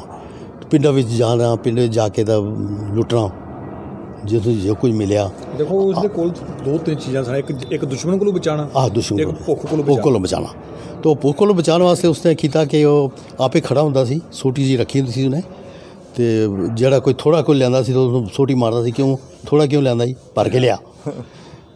ਉਹ ਕਰਕੇ ਤਾਂ ਉਸਨੇ ਇਸ ਤਰ੍ਹਾਂ ਮਤਲਬ ਲੋਕਾਂ ਨੂੰ ਜੰਮੂ ਇਵੈਕੂਏਟ ਕੀਤੇ ਉਹਨੇ 40,000 ਆਦਮੀ। ਉਸ ਲਈ ਇਹ ਹੋਇਆ ਕਿ ਜਿਸਲੇ ਉਹ ਏਅਰ ਸਟ੍ਰਿਪ ਬਣਿਆ, ਮਤਲਬ ਸਾਰੇ ਲੋਕਾਂ ਨੇ ਹੀ ਬਣਾਇਆ। ਅੱਛਾ। ਉਹਨੇ ਬੰਦੇ ਆਪਣੇ ਹੀ ਲਗਾਏ ਉਸਨੇ, ਲੋਕਾਂ ਨੇ ਬਣਾਇਆ ਸਾਰਾ। ਉਸ ਤੋਂ ਬਾਅਦ ਏਅਰ ਸਟ੍ਰਿਪ ਬਣਿਆ ਜਿਸਲੇ ਜਹਾਜ਼ ਬੈਠਾ, ਅਤੇ ਉਹਦੇ ਵਿੱਚ ਬੈਠਣ 'ਤੇ ਫਿਰ ਆਰਮੀ ਸਾਡੀ ਆਈ, ਤੋਪਾਂ ਵਗੈਰਾ ਵੀ ਆ ਗਈਆਂ ਉਹਦੇ ਵਿੱਚ ਜਹਾਜ਼ ਦੇ ਵਿੱਚ। ਅਤੇ ਉਸ ਲਈ ਫਿਰ ਇਹਨਾਂ ਨੇ ਮੋਰਚਾਬੰਦੀ ਕਾਫੀ ਕਰਤੀ, ਅਤੇ ਫਿਰ ਇਸਨੇ ਅਟੈਕ ਸ਼ੁਰੂ ਕੀਤੇ। ਬਾਕੀ ਪਿਛਾੜੇ ਫਿਰ ਆਗੇ ਬਾਕੀ ਸਾਈਡਾਂ 'ਤੇ ਜਾ ਕੇ ਜਿਹੜੇ ਨਜ਼ਦੀਕ ਪਿੰਡਾਂ 'ਤੇ ਕਬਜ਼ਾ ਕੀਤਾ, ਪਰ ਕਾਫੀ ਦੂਰ ਤੱਕ ਆ। ਤੋ ਉਹ ਕਰਕੇ ਉਸ ਏਅਰ ਸਟ੍ਰਿਪ ਜਿਹੜਾ ਜਹਾਜ਼ ਬੈਠਾ, ਉਸ ਤੋਂ ਬਾਅਦ ਫਿਰ ਇਸਨੇ ਪਲੈਨਿੰਗ ਬਣਾਈ ਕਿ ਬਈ जितने बुजुर्ग आदमी हैं या जनानियां बच्चे हैं इन्होंने वापस भेजिए, लेकिन जवान आदमी किसी को नहीं भेजना। ਉਹ ਮਲੇਸ਼ੀਆ ਭਰਤੀ ਸਰ ਤਾਂ ਸੁਣੋ ਇਹ ਮਲੇਸ਼ੀਆ ਬਾਅਦ 'ਚ ਹੁਣ ਕੀ ਹੈ ਐਟ ਪ੍ਰੈਜ਼ੈਂਟ ਜੈਕ ਰਾਈਫਲ एक बाद ही जैक राइफल ਲਾਈ बनी ਦਾ ਜੈਕ ਰਾਈਫਲ जैक लाई ਜੈਕ ਲਾਈ ਜਿਹੜੀ ਬਣੀ हाँ हुण जेहड़ी ਅਸੀਂ ਇਹਦੀ ਸਮਝੋ ਸ਼ੁਰੂਆਤ ਫਾਊਂਡਰ ਜਿਹੜਾ ਸੀ ਉਹ ਵੀ ਯੂ ਹੈ हाँ ਅੱਛਾ ਇਹ ਮਲੇਸ਼ੀਆ मलेशिया सी 8 मलेशिया सी 11 ਮਲੇਸ਼ੀਆ मलेशिया ਕਿ ਮਲੇਸ਼ੀਆ ਦਾ ਕੀ ਹੋਇਆ मलेशिया एक्चुअली मलेशिया एक कपड़ा है ਇਹ ਉਹ ਹੁੰਦਾ ਸੀ ਕੁਛ ਇਸ ਕਲਰ ਦਾ ਆਹੋ ਬਰਾਉਨ ਇਹ ਗੱਲ ਬਰਾਊਨ ਜੇ ਕਲਰ ਦਾ ਕਪੜਾ ਹੁੰਦਾ ਸੀ ਉਸੇ ਦੇ ਨਾਂ ਤੇ ਜਾਂ ਕੁਛ ਹੋਰ ਉਸ ਤੇ ਕੋਈ ਅੰਗਰੇਜ਼ਾਂ ਦਾ ਕੋਈ ਨਾਂ ਹੈ ਜਿਸ ਕਰਕੇ ਹਾਂ ਉਹ ਉਸ ਕਾਰਨ ਉਹਨਾਂ ਨੇ ਉਹ ਖੜਾ ਕੀਤਾ ਮਲੇਸ਼ੀਆ 8 ਮਲੇਸ਼ੀਆ ਕੀਤਾ 11 ਮਲੇਸ਼ੀਆ ਕੀਤਾ 8 ਵੀ ਜ਼ਿਆਦਾ ਸੋ ਲੋਕੀ ਸਾਡੇ ਸਰਦਾਰ ਸਨ 11 ਵੀ ਮੁਸਲਮਾਨ ਵੀ ਸਨ ਅੱਛਾ ਤੇ ਉਹ ਮਲੇਸ਼ੀਆ ਕਰਕੇ ਉੱਥੇ ਉਹਨੇ ਉਹ ਪੁਲ ਪਲ ਤੇ ਜਿਹੜੇ ਉਹ ਅਟੈਕ ਕਰਾਉਣਾ ਇਹ ਲੋਕੀ ਜਾਂਦੇ ਸਨ ਆਪਣੀ ਆਰਮੀ ਦੇ ਨਾਲ ਉਹ ਵੀ ਜਾਂਦੇ ਸਨ ਨਾਲ ਅੱਛਾ ਗੱਲ ਸੁਣੋ ਫਿਰ ਜ਼ਿਲ੍ਹੇ ਉਸ ਤੋਂ ਬਾਅਦ ਜ਼ਿਲ੍ਹੇ ਉਹਨਾਂ ਨੇ ਜਹਾਜ਼ ਤੋਂ ਜੰਮੂ ਇਵੈਕੂਏਟ ਕੀਤਾ ਤੁਸੀਂ ਵੀ ਉਹਦੇ 'ਚ ਹੀ ਆ ਗਏ ਆਹੋ ਉਸ ਜੇ ਸੀ ਵੀ ਉਹਨਾਂ ਨੇ ਸ਼ੁਰੂ ਕੀਤਾ ਨਾ ਕਿ ਇਕੱਠੇ ਕਰਕੇ ਬੰਦੇ 에ਅਰਪੋਰਟ 'ਤੇ ਬਿਠਾਣੇ ਸ਼ੁਰੂ ਕਰਤੇ ਉੱਥੋਂ ਫਿਰ ਜਹਾਜ਼ ਆਉਣਾ ਉਹਨੇ ਫਿਰ ਆਪੇ ਆਉਂਦਾ ਸੀ ਉਹਨੇ ਦੇਖਣਾ ਵੀ ਕੋਈ ਜਵਾਨ ਆਦਮੀ ਨਹੀਂ ਜਾਣਾ ਚਾਹੀਦਾ ਮੈਂ ਬਜ਼ੁਰਗ ਬਜ਼ੁਰਗ ਤੇ ਲੇਡੀਜ਼ ਦੇ ਬੱਚੇ ਬੱਚੇ ਇਹ ਜਾਣੇ ਸਨ ਬਿਠਾਣੇ ਸਨ ਕਈ ਆਦਮੀ ਜਵਾਨ ਵੀ ਵਿੱਚ ਨਿਕਲ ਗਏ ਨੇ ਪੇਸ ਬਦਲਾਈ ਕਈ ਪਕੜੇ ਵੀ ਗਏ ਮਾਰੇ ਵੀ ਉਹਦੇ ਚੰਗੇ ਅਸੀਂ ਬਾਹਰ ਡਰੇ ਨੇ ਸੇ ਲੋਕ ਜੀ ਨੇ ਆ ਪੁੱਛਿਆ ਆਪਣੇ ਲਾ ਤੇ ਉਹ ਕਰਕੇ ਤੇ ਤੁਸੀਂ ਵੀ ਉਸੇ ਜਹਾਜ਼ 'ਚ ਆਏ ਹੋ ਉਸੇ ਜਹਾਜ਼ 'ਚ ਆਏ ਸੀ ਇੱਥੇ ਜੰਮੂ ਇੱਥੇ ਜੰਮੂ ਇੱਥੇ ਬੈਠਾ ਜਹਾਜ਼ ਆ ਕੇ ਲੇਕਿਨ ਸਾਡੇ ਨਾਲ ਇੱਕ ਟ੍ਰੈਜਡੀ ਹੋਈ ਬੜੀ ਹਾਂ ਕਿ ਉਹ ਜਹਾਜ਼ ਜਿਸਲੇ ਆਇਆ ਸਾਡਾ ਤੇ ਉਸ ਲਈ ਇੱਥੇ ਜੰਮੂ 'ਚ ਬਾਰਿਸ਼ ਹੋ ਰਹੀ ਸੀ ਜਹਾਜ਼ ਜਿਸਲੇ ਬੈਠਾ ਤੇ 에ਅਰ ਸਟ੍ਰਿਪ ਇਤਨੀ ਪੱਕੀ ਤਾਂ ਹੈ ਨਹੀਂ ਸੀ ਉਸ ਲਈ ਇੱਥੇ ਵੀ ਜੰਮੂ ਵਿੱਚ ਇਤਨਾ ਵੀ ਕੋਈ ਖਾਸ ਨਹੀਂ ਸੀ ਇਹੋ ਸੀ ਜਿਹੜਾ ਟੈਕਨੀਕਲ ਇਹ ਹੋਈ ਸੀ ਟੈਕਨੀਕਲ ਵਾਲਾ ਤੇ ਉਹ ਥੋੜਾ ਜਿਹਾ ਇੱਕ ਸਟ੍ਰਿਪ ਹੀ ਸੀ ਖਾਲੀ ਬਾਕੀ ਜਿਹੜਾ ਨਾ ਕੱਚਾ ਸੀ ਤੋ ਪਾਣੀ ਸੀ ਤਾਂ ਰਾਤ ਨੂੰ ਸੀ ਆਏ ਜਹਾਜ਼ ਰਾਤ ਨੂੰ ਆਇਆ ਸੀ ਤੋ ਸਟ੍ਰਿਪ ਜਿਹੜੇ ਪਾਣੀ ਦੀ ਝਲਕ ਜਿਹੜੀ ਪਈ ਨੇ ਲਾਈਟ ਦੇ ਕਾਰਨ ਉਹ ਪਾਇਲਟ ਨੂੰ ਸਮਝ ਨਹੀਂ ਆਈ ਕਿ ਰਸਤਾ ਹੈ ਜਾਂ ਕੱਚੀ ਜਗ੍ਹਾ ਹੈ ਉਸ ਜਹਾਜ਼ ਸਾਈਡ ਟਰਨ ਕੀਤਾ ਨਾ ਤੇ ਜਹਾਜ਼ ਜਾ ਕੇ ਨਾ ਉਹ ਚਿੱਕੜ ਵੀ ਫਸ ਕੇ ਨਾ ਤੇ ਇੱਕ ਬਿਲਡਿੰਗ ਸੀ ਉਸ ਦੇ ਨਾਲ ਜਾ ਕੇ ਵੱਜਿਆ ਉਹਦਾ ਮੂੰਹ ਪੂਰਾ ਅੰਦਰ ਚਲਾ ਗਿਆ ਦੀਵਾਰ ਤੋੜ ਕੇ ਤੇ ਜਹਾਜ਼ ਇਸ ਤਰ੍ਹਾਂ ਹੋ ਗਿਆ ਮਨ ਅੱਗੋਂ ਉੱਚਾ ਹੋ ਗਿਆ ਜਹਾਜ਼ ਕਿਹੜਾ ਡਕੋਟਾ ਹੀ ਸੀ ਜਾਂ ਨਹੀਂ ਬੜਾ ਜਹਾਜ਼ ਸੀ ਪਲੈਨ ਜਹਾਜ਼ ਸੀ ਅੱਛਾ ਆਹੋ ਕਾਫੀ ਬੰਦੇ ਆਉਂਦੇ ਸਨ ਉਹਦੇ 'ਚ ਅੱਛਾ ਆਹੋ ਤੇ ਉਹ ਇਸ ਤਰ੍ਹਾਂ ਹੋ ਗਿਆ ਟੇੜਾ ਹੋ ਗਿਆ ਸਾਰੇ ਅੱਗੋਂ ਦੀ ਦੁਨੀਆ ਸਾਰੀ ਪਿੱਛੇ ਜਾ ਕੇ ਹਰ ਇੱਕ ਆਦਮੀ ਆਪਣੀ ਆਪਣੀ ਪੋਟਲੀਆਂ ਚੁੱਕਣੇ ਸ਼ੁਰੂ ਹੋਏ ਉਹਨਾਂ ਕਿਹਾ ਭਾਈ ਜਲਦੀ ਕਰੋ ਤੁਸੀਂ ਇੱਦਾਂ ਅਲਾਰਮ ਹੋ ਗਿਆ ਉਹ ਫਿਰ ਫਟਾਫਟ ਉਹਨਾਂ ਖੋਲ੍ਹਿਆ ਆ ਕੇ ਸੀੜੀਆਂ ਲਾਈਆਂ ਉਹ ਕਰਕੇ ਬਾਹਰ ਕੱਢਿਆ ਲੋਕਾਂ ਨੂੰ ਤੇ ਉਹਨੇ ਕਿਹਾ ਵੀ ਗੱਲ ਸੁਣੋ ਇਹ ਕੰਮ ਸਭ ਤੋਂ ਲਾਸਟ 'ਚ ਹੋਇਆ ਕਿਉਂਕਿ ਇੱਕ ਬਜ਼ੁਰਗ ਦੇ ਇੰਟਰਵਿਊ ਮੈਂ ਵੀ ਸੁਣਿਆ ਇਹ ਜੀ ਜਿਸ ਜਹਾਜ਼ ਹਾਦਸਾ ਹੋਇਆ ਸੀ ਤਾਂ ਉਸ ਦੀ ਬਾਅਦ ਜਹਾਜ਼ ਖਰਾਬ ਹੋਈ ਆ ਇਹ ਕਿਤੇ ਹੋਈ ਤਾਂ ਨਹੀਂ ਹੈ ਤੁਸੀਂ ਕਿੰਨੇ ਮਤਲਬ ਤੁਹਾਡੇ ਤੋਂ ਬਾਅਦ ਫਿਰ ਜਹਾਜ਼ ਦੁਆਰਾ ਚੱਲਿਆ ਉਸ ਆਹੋ ਚੱਲੇ ਨਾ ਉਸ ਜਹਾਜ਼ ਉਹ ਇੱਕ ਬਜ਼ੁਰਗ ਦੱਸਦੇ ਸਨ ਆਹੋ ਇਹ ਜੀ ਆਸ ਜਿਹੀ ਚੜੀ ਆ ਬਸ ਫਿਰ ਉਹ ਖਰਾਬ ਹੋਈ ਆ ਆਹੋ ਉਹੀ ਖਰਾਬ ਹੋਇਆ ਨਾ ਉਸ ਤੋਂ ਬਾਅਦ ਉਸਨੂੰ ਜਹਾਜ਼ ਨੂੰ ਕੀ ਕੀਤਾ ਨਾ ਕਿ ਜੀਪ ਦੇ ਨਾਲ ਟੋ ਕਰਕੇ ਉੱਥੋਂ ਖਿੱਚ ਕੇ ਬਾਹਰ ਕੱਢਿਆ ਸੀ ਕੱਢ ਕੇ ਅੱਛਾ ਫਿਰ ਤੁਸੀਂ ਨਗਰੋਟੇ ਕਿੰਨਾ ਚਿਰ ਰਹੇ ਹੋ ਅੱਛਾ ਨਗਰੋਟੀ ਅਸੀਂ ਨਹੀਂ ਰਹੇ ਅਸੀਂ ਦਰਅਸਲ ਉਸ ਲਈ ਆਉਂਦੇ ਹਾਂ ਕਿਉਂਕਿ ਸਾਡੇ ਚਾਚਾ ਜਿਹੜਾ ਮੈਂ ਤੁਹਾਨੂੰ ਦੱਸਿਆ ਗੋਪਾਲ ਸਿੰਘ ਇਹ ਆਰਮੀ 'ਚ ਸੀ ਅੱਛਾ ਤੇ ਇਹ ਇੱਧਰ ਹੀ ਆ ਗਿਆ ਸੀ ਰਾਵਲਪਿੰਡੀ ਤੋਂ ਹੀ ਇੱਥੇ ਪਹੁੰਚਿਆ ਸੀ ਜੰਮੂ ਇਹ ਉਸੇ ਜਹਾਜ਼ 'ਤੇ ਗਿਆ ਸੀ ਇੱਥੇ ਸਾਨੂੰ ਲੈਣ ਵਾਸਤੇ ਅੱਛਾ ਆਹੋ ਅਤੇ ਸਾਨੂੰ ਲੈ ਕੇ ਆਇਆ ਅਤੇ ਅਸੀਂ ਪਹਿਲੇ ਆ ਕੇ ਰਹੇ ਇਹ ਗੁਰਦੁਆਰਾ ਸੁੰਦਰ ਸਿੰਘ ਦੇ ਇਹ ਜਿਹੜਾ ਸੁੰਦਰ ਰੋਡ ਉੱਤੇ ਸੁੰਦਰ ਰੋਡ 'ਤੇ ਇੱਥੇ ਅਸੀਂ ਬਿਹਾਰ 'ਚ ਸ਼ਾਇਦ 10-12 ਦਿਨ ਰਹੇ ਗੁਰਦੁਆਰੇ 'ਚ ਹੀ ਅਸੀਂ ਇੱਥੋਂ ਫਿਰ ਅਸੀਂ ਦਿੱਲੀ ਚਲੇ ਗਏ ਉਸ ਚਾਚਾ ਸਾਨੂੰ ਲੈ ਗਿਆ ਦਿੱਲੀ ਉਹ ਦਿੱਲੀ ਕਿਸ ਵਾਸਤੇ ਬੁਲਾ ਉਹ ਦਿੱਲੀ ਉੱਥੇ ਸਰਵਿਸ ਸੀ ਉਹਨਾਂ ਦੀ ਅੱਛਾ ਉਹ ਤੁਹਾਡੇ ਨਾਲ ਹੀ ਲੈ ਗਏ ਪੂਰੀ ਫੈਮਿਲੀ ਕੁਆਟਰ ਸੀ ਪੂਰੀ ਫੈਮਿਲੀ ਸਾਰੀ ਪੂਰੀ ਫੈਮਿਲੀ ਨਾਲ ਦੂਸਰਾ ਚਾਚਾ ਵੀ ਉਹਦੀ ਫੈਮਿਲੀ ਵੀ ਸਾਰੇ ਅਸੀਂ ਉੱਥੇ ਦਿੱਲੀ ਚਲੇ ਗਏ ਏਅਰਪੋਰਟ ਆਪਣੇ ਲਾਲ ਕਿਲ੍ਹੇ ਦੇ ਸਾਹਮਣੇ ਸੀ ਬਿਲਡਿੰਗਾਂ ਆਰਮੀ ਦੀਆਂ ਲਾਲ ਕਿਲ੍ਹੇ ਦੇ ਸਾਹਮਣੇ ਲਾਲ ਕਿਲ੍ਹੇ ਦੇ ਸਾਹਮਣੇ ਉਦੋਂ ਇੰਨਾ ਕੰਜੈਸਟਡ ਥੋੜ੍ਹੇ ਹੋਣਾ ਜੀ ਅੱਜ ਨਹੀਂ ਉਹ ਤਾਂ ਬੜਾ ਖੁੱਲ੍ਹਾ ਸੀ ਲੇਕਿਨ ਇੱਥੇ ਬਿਲਡਿੰਗਾਂ ਸਨ ਤੇ ਉਸ ਬਿਲਡਿੰਗ ਵਿੱਚ ਹੀ ਕੁਆਟਰ ਮਿਲਿਆ ਸੀ ਅਸੀਂ ਉੱਥੇ ਰਹੇ ਅਸੀਂ ਕਾਫੀ ਦੇਰ ਪੜ੍ਹੇ ਤੁਸੀਂ ਦਿੱਲੀ ਜਾਂ ਇੱਧਰ ਨਾ ਦਿੱਲੀ ਨਹੀਂ ਪੜ੍ਹੇ ਜਾ ਕੇ ਮੈਂ ਇੱਕ ਤੇ ਦਾਖਲ ਹੋਇਆ ਸੀ ਚਿਨਾਰ ਕੈਂਪ ਵਿੱਚ ਅਸੀਂ ਇੱਥੋਂ ਚਿਨਾਰ ਕੈਂਪ ਚਲੇ ਗਏ ਉਹ ਕਿਹੜੀ ਜਗ੍ਹਾ ਇਸ ਤਰ੍ਹਾਂ ਹੈ ਕਿ ਵੀ ਦਿੱਲੀ ਅਸੀਂ ਕੋਈ 9-10 ਮਹੀਨੇ ਸ਼ਾਇਦ ਰਹੇ ਉਸ ਤੋਂ ਬਾਅਦ ਅਸੀਂ ਚਿਨਾਰ ਯੂਪੀ ਵਿੱਚ ਹੈ ਅੱਛਾ ਚਿਨਾਰ ਕਿਲ੍ਹਾ ਹੈ ਚੁਨਾਰ ਕਿਲ੍ਹਾ, ਹਾਂ ਉੱਥੇ ਕੈਂਪ ਲਗਾ ਸੀ ਰਿਫਿਊਜੀਆਂ ਦਾ। ਰਿਫਿਊਜੀਆਂ ਦਾ ਉਹਦੇ ਵਿੱਚ ਸਾਡੇ ਇੱਧਰ ਦੇ ਵੀ ਰਿਫਿਊਜੀ ਸਨ, ਸਾਰੇ ਉੱਧਰ ਦੇ ਨਹੀਂ, ਸਾਡੇ ਇੱਧਰ ਦੇ ਰਿਫਿਊਜੀ ਵੀ ਸਨ, ਜਿਹੜੇ ਕੋਈ ਕਿਧਰੇ ਗਏ ਸੋ ਸਾਰੇ ਉਹ ਅਸੀਂ ਸਾਰੇ ਉੱਥੇ ਚਿਨਾਰ ਕੈਂਪ ਵਿੱਚ ਚਲੇ ਗਏ। ਉੱਥੇ ਵੀ ਮੇਰੇ ਖਿਆਲ ਸਾਲ 1.5 ਸਾਲ ਅਸੀਂ ਰਹੇ। ਉਸ ਤੋਂ ਬਾਅਦ ਅਸੀਂ ਯੋਲ ਕੈਂਪ ਵਿੱਚ ਆ ਗਏ, ਹਿਮਾਚਲ ਕਾਂਗੜੇ ਵਾਲਾ। ਹਾਂ, ਯੋਲ ਕੈਂਪ ਵਿੱਚ ਹੀ ਅਸੀਂ ਮੈਂ 2-3 ਸਾਲ ਰਹੇ। ਉੱਥੇ ਮੈਂ ਪੜ੍ਹਦਾ ਰਿਹਾ, ਦਾਖਲ ਹੋਇਆ ਸੀ ਆ ਕੇ ਯੋਲ ਕੈਂਪ ਵਿੱਚ। ਉੱਥੇ 2-3 ਸਾਲ ਰਹੇ ਅਸੀਂ। ਉਸ ਤੋਂ ਬਾਅਦ ਅਸੀਂ ਗਵਰਨਮੈਂਟ ਨੇ ਫਿਰ ਇਹ ਫੈਸਲਾ ਕੀਤਾ ਕਿ ਵੀ ਕੁਝ ਬੰਦਿਆਂ ਨੂੰ ਉਹਨਾਂ ਨੇ ਕਿਹਾ ਵੀ ਰਾਜਸਥਾਨ ਭੇਜਣਾ, ਰਾਜਸਥਾਨ ਮੁਰੱਬੇ ਦੇਣਾ, ਇੱਕ ਮੁਰੱਬਾ ਹਰ ਇੱਕ ਨੂੰ, ਅਤੇ 125 ਕਨਾਲ ਦਾ ਮੁਰੱਬਾ ਹੁੰਦਾ। ਅਤੇ ਉਹ ਕੁਛ ਲੋਕੀ ਹੁਣ ਆਪਟ ਕੀਤਾ ਹੈ ਕਿ ਅਸੀਂ ਰਾਜਸਥਾਨ ਹੀ ਚਲੇ ਜਾਣਾ ਹੈ। ਲੇਕਿਨ ਸਾਡੇ ਚਾਚਾ ਸਾਡਾ ਜਿਹੜਾ ਬਿਸ਼ਨ ਸਿੰਘ, ਮੈਂ ਤੁਹਾਨੂੰ ਦੱਸਿਆ ਸੀ, ਇਹ ਗਿਆ, ਇਹ ਕਹਿੰਦਾ ਨਹੀਂ ਤੁਸੀਂ ਨਹੀਂ ਜਾਣਾ, ਬਰਾਦਰੀ ਸਾਡੀ ਸਾਰੀ ਇੱਥੇ ਹੈ, ਤੁਸੀਂ ਵਾਪਸ ਆਓ। ਇਹ ਫਿਰ ਅਸੀਂ ਵਾਪਸ ਇੱਥੇ ਜੰਮੂ ਆ ਗਏ। ਇੱਥੇ ਕਿਹੜੀ ਜਗ੍ਹਾ ਰਹੇ? ਇੱਥੇ ਅਸੀਂ ਇੱਥੇ ਹੀ ਰਹੇ ਬਸ, ਇਹ ਜਗ੍ਹਾ ਇੱਥੇ ਟੈਂਟ ਟੁੰਟ ਲੱਗੇ ਇਸੇ ਜਗ੍ਹਾ। ਫਿਰ ਮੁੜ ਕੇ ਤੁਸੀਂ ਇੱਥੇ ਲਾਟ ਹੋ ਗਈ, ਹਾਂ ਟੈਂਟ ਇੱਥੇ ਲੱਗੇ ਅਤੇ ਇੱਥੇ ਮੁੜ ਕੇ ਫਿਰ ਅਸੀਂ ਪੜ੍ਹੇ। ਤੁਸੀਂ ਫਿਰ ਇੱਥੇ ਜੰਮੂ ਪੜ੍ਹੇ ਅਸੀਂ। ਫਿਰ ਮੈਂ ਇੱਥੇ ਜੰਮੂ ਆ ਕੇ ਸ੍ਰੀ ਰਣਬੀਰ ਹਾਈ ਸਕੂਲ ਵਿੱਚ। ਉੱਥੇ ਕਿਹੜੀ ਮੈਟ੍ਰਿਕ ਤੱਕ? ਮੈਟ੍ਰਿਕ ਤੱਕ। ਤੇ ਉਸ ਤੋਂ ਬਾਅਦ ਮੈਂ ਆਰਮੀ ਚਲਾ ਗਿਆ। ਕਿਹੜੇ ਸਾਲ 'ਚ? ਮੈਂ ਚਲਾ ਗਿਆ 57 ਵਿੱਚ ਐਜ਼ ਸਿਪਾਹੀ। ਅਤੇ ਮੇਜਰ ਰਿਟਾਇਰਡ ਹੋਏ? ਆਹੋ। ਕਿਹੜੇ ਸਾਲ 'ਚ? ਮੈਂ 92 'ਚ ਰਿਟਾਇਰ ਹੋਇਆ। ਅੱਛਾ। ਹਾਂ। ਉਸ ਤੋਂ ਬਾਅਦ ਫਿਰ ਕੋਈ ਹੋਰ ਕੰਮ ਕਾਜ ਕੀਤਾ ਜਾਂ ਘਰ ਹੀ? ਉਸ ਤੋਂ ਬਾਅਦ ਹੀ ਕੰਮ ਕੀਤਾ ਮੈਂ। ਉਸ ਤੋਂ ਬਾਅਦ ਕਿਉਂਕਿ ਮੈਂ ਸਿਗਨਲ ਦੇ ਵਿੱਚੋਂ ਰਿਟਾਇਰ ਹੋਏ, ਇੱਥੇ ਯੂਨਿਟ ਜੰਮੂ ਸੀ, ਇੱਥੋਂ ਹੀ ਰਿਟਾਇਰ ਹੋਇਆ ਸੀ। ਸਿਗਨਲ ਵਿੱਚੋਂ ਉਸ ਮੇਰੀ ਕੁਆਲੀਫਿਕੇਸ਼ਨ ਉਸੀ ਸੀਗੀ। ਦੂਸਰਾ ਮੇਰਾ ਆਰਮਡ ਵੀ ਸੀ, ਮੈਂ ਉਸ ਰੇਡੀਓ ਆਪਰੇਟਰ ਗਨਰ ਮੇਰਾ ਟ੍ਰੇਡ ਸੀ। ਅੱਛਾ।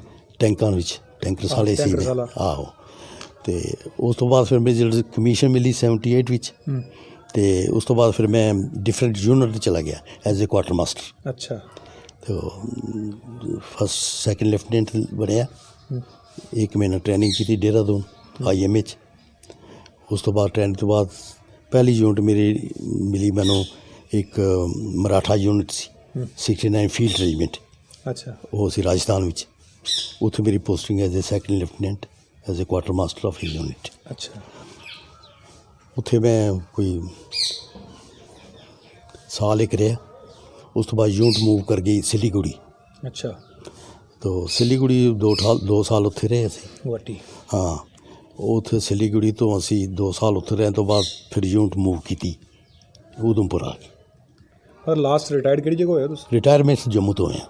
ਅੱਛਾ, ਇੱਥੋਂ ਹੋਈ? ਆਹੋ। Major rank? ਆਹੋ। ਕਠੂਏ ਰਿਹਾ ਤੁਸੀਂ? ਉਹ ਫਿਰ ਯੂਨਿਟ ਵਿੱਚ ਹੋਏ ਨਾ, ਫਿਰ ਇੱਥੇ ਆਏ ਜਿਸਲੇ ਯੂਨਿਟ, ਅਤੇ ਫਿਰ ਉਸ ਤੋਂ ਬਾਅਦ ਮੇਰੀ ਪੋਸਟਿੰਗ ਹੋਈ ਫਿਰੋਜ਼ਪੁਰ, ਮਤਲਬ ਉਹ ਤਾਂ ਕੋਈ ਮੀਡੀਅਮ ਯੂਨਿਟ ਚੱਲਦੀਆਂ ਰਹੀ। ਅੱਛਾ, ਲਾਸਟ ਹੁਣ ਜਿਹੜਾ ਤੁਸੀਂ ਸਾਰਾ ਦੇਖੋ ਸਟਰਗਲ ਬੜੀ ਵੱਡੀ ਹੈ, ਉੱਥੋਂ ਸ਼ੁਰੂ ਹੋਏ ਤੁਰਨਾ, ਉੱਥੇ ਪੜ੍ਹਨਾ, ਪਹਿਲੀ ਗੱਲ ਤਾਂ ਘਰੋਂ ਤੇ 4 ਮੀਲ ਪੈਦਲ ਜਾਣਾ ਦੂਰ। ਇਸ ਲਈ ਇਹ ਸੀ ਨਾ ਕਿ ਸਾਡੇ ਦਰਅਸਲ ਪੇਰੈਂਟਸ ਦਾ ਬੜਾ ਯੋਗਦਾਨ ਸੀ ਸਾਡੀ ਪੜ੍ਹਾਈ ਵਿੱਚ। ਕੋਸ਼ਿਸ਼ ਨਾ ਬੜੀ ਕੀਤੀ, ਲੇਕਿਨ ਸਾਡੀ ਕਮਜ਼ੋਰੀ ਜ਼ਿਆਦਾ ਰਹੀ। ਅੱਛਾ। ਉਸ ਲਈ ਦੇਖ ਲਓ ਨਾ ਤੁਸੀਂ 57 ਦੇ ਵਿੱਚ ਫਾਦਰ ਸਾਹਿਬ ਨੇ ਸਾਈਕਲ ਲੈ ਕੇ ਦਿੱਤੀ ਮੈਨੂੰ। ਅੱਛਾ। ਸਾਈਕਲ ਬੜੀ ਚੀਜ਼ ਸੀ। ਮਹਾਰਾਜ ਜੀ, ਇੱਥੇ ਮੈਂ ਜਿਨ੍ਹਾਂ ਦਾ ਇੰਟਰਵਿਊ ਕੀਤਾ ਹੈ ਜੀ, ਇੱਥੇ ਪੈਦਲ ਗਏ ਨੇ, ਸ਼ਹਿਰ ਪੜ੍ਹਿਆ। ਆਹੋ। ਘੜੀ ਲੈ ਕੇ ਦਿੱਤੀ ਉਸ ਲਈ। ਘੜੀ ਵੀ ਬੜੀ ਚੀਜ਼ ਹੁੰਦੀ ਸੀ ਕਿ ਮੇਰਾ ਬੇਟਾ ਜਿਹੜਾ ਨਾ ਉਹ ਸਕੂਲ ਵੀ ਪੜ੍ਹ ਰਿਹਾ। ਉਹ ਸਕੂਲ ਬੜਾ ਮਸ਼ਹੂਰ ਸੀ, ਰਣਬੀਰ ਹਾਇਰ ਸੈਕੰਡਰੀ ਸਕੂਲ ਜਿਹੜਾ ਨਾ ਬੜਾ ਮਸ਼ਹੂਰ ਸਕੂਲ ਸੀ। ਤਾਂ ਉਸ ਵਿੱਚ ਉਹਨਾਂ ਨੇ ਉਹ ਮੇਰਾ ਦਾਖਲਾ ਕਰਵਾਇਆ ਅਤੇ ਉਹ ਦਿੱਤੀ। ਮੈਂ ਸਾਈਕਲ 'ਤੇ ਜਾਣਾ ਸੀ। ਅੱਛਾ। ਅੰਕਲ ਲਾਸਟ ਮਤਲਬ ਕਿ ਚਲੋ ਉਹ ਕਰਕੇ ਸਰ ਹੁਣ ਤੁਸੀਂ ਘਰ ਜਿਹੜੇ ਆਰਾਮ ਨਾਲ ਬੈਠੇ ਦੇ ਇਹ ਕਿੰਨੇ ਚਿਰ ਹੋ ਗਏ? 2-4 ਸਾਲ ਹੀ ਹੈ ਜੀ? ਉਸ ਤੋਂ ਬਾਅਦ ਮੈਂ ਜੀ ਜਿਹੜਾ ਰਿਟਾਇਰ ਹੋਇਆ, ਉਸ ਤੋਂ ਬਾਅਦ ਮੈਂ 95 ਦੇ ਵਿੱਚ ਮੈਂ, ਕਿਉਂਕਿ ਮੇਰੀ ਇਹ ਐਕਸਪੀਰੀਅੰਸ ਸੀ ਸਿਗਨਲ ਦਾ, ਕੁਆਲੀਫਿਕੇਸ਼ਨ ਮੇਰੀ ਐਸੀ ਦੀ 'ਚ, ਅਤੇ ਉਸ ਲਈ ਨਏ ਮੋਬਾਈਲ ਫੋਨ ਆਏ ਸਨ। ਬੰਬੇ ਦੇ ਵਿੱਚ ਮੈਨੂੰ ਕਾਲ ਆਈ ਇੱਕ ਕਿ ਮੇਰਾ CO ਇੱਥੇ ਸੀ, ਉਹ ਇੱਥੋਂ ਸਰਵਿਸ ਛੱਡ ਕੇ ਤੋਂ ਮੋਬਾਈਲ BPL ਮੋਬਾਈਲ ਵੀ ਚਲਾ ਗਿਆ। ਅੱਛਾ। BPL ਮੋਬਾਈਲ ਉੱਥੇ ਨਵਾਂ ਸ਼ੁਰੂ ਹੋਇਆ ਸੀ ਬੰਬੇ 'ਚ। ਉਸ ਨੂੰ ਉੱਥੇ ਮੈਨੂੰ ਵੀ ਉੱਥੇ ਹੀ ਬੁਲਾ ਲਿਆ। ਉੱਥੇ ਕਿੰਨਾ ਚਿਰ ਰਿਹਾ? ਉੱਥੇ ਮੈਂ ਰਿਹਾ ਕੋਈ 3 ਸਾਲ। ਉਹ ਵੀ ਕੀਤੀ? ਹਾਂ, ਉਹ ਸਰਵਿਸ ਕੀਤੀ। ਉਸ ਲਈ ਇਹ ਸੀ ਕਿ ਵੀ ਬੰਬੇ ਮੈਂ ਜਿਹੜਾ ਗਿਆ ਉਸ ਲਈ ਕੋਈ 1 ਮਹੀਨਾ ਹੋਟਲ ਵਿੱਚ ਰੱਖਿਆ ਉਹਨਾਂ ਮੈਨੂੰ। 3,500 ਰੁਪਇਆ ਹੋਟਲ ਦਾ ਕਿਰਾਇਆ ਸੀ। ਉਹ ਸਭ ਕੰਪਨੀ ਦੇ ਰਹੀ ਸੀ। ਕੰਪਨੀ ਕਰ ਰਹੀ ਸੀ। ਆਹੋ, ਤੇ 15,000 ਰੁਪਇਆ ਮੈਨੂੰ ਉਹ ਮਹੀਨਾ ਦਾ ਦਿੰਦੇ ਸੈਲਰੀ। ਇੱਕ ਡਰਾਈਵਰ ਤੇ ਕਾਰ ਮੈਨੂੰ ਮਿਲੀ ਹੋਈ ਸੀ, ਫੈਸਿਲਿਟੀ ਪੂਰੀ ਸੀ। ਤੋ ਐਡਜਸਟਮੈਂਟ ਕਰੇ ਜਿਹੜੇ ਬਣਾਉਂਦੇ ਨੇ ਆਪਣੇ ਟਾਵਰ ਵਗੈਰਾ ਇਹਨਾਂ ਚੀਜ਼ਾਂ ਦਾ, ਇਹ ਮਸ਼ੀਨਾਂ ਜਿਹੜੀਆਂ ਸਾਰੀਆਂ ਜਰਮਨ ਤੋਂ ਆਈਆਂ ਸਨ।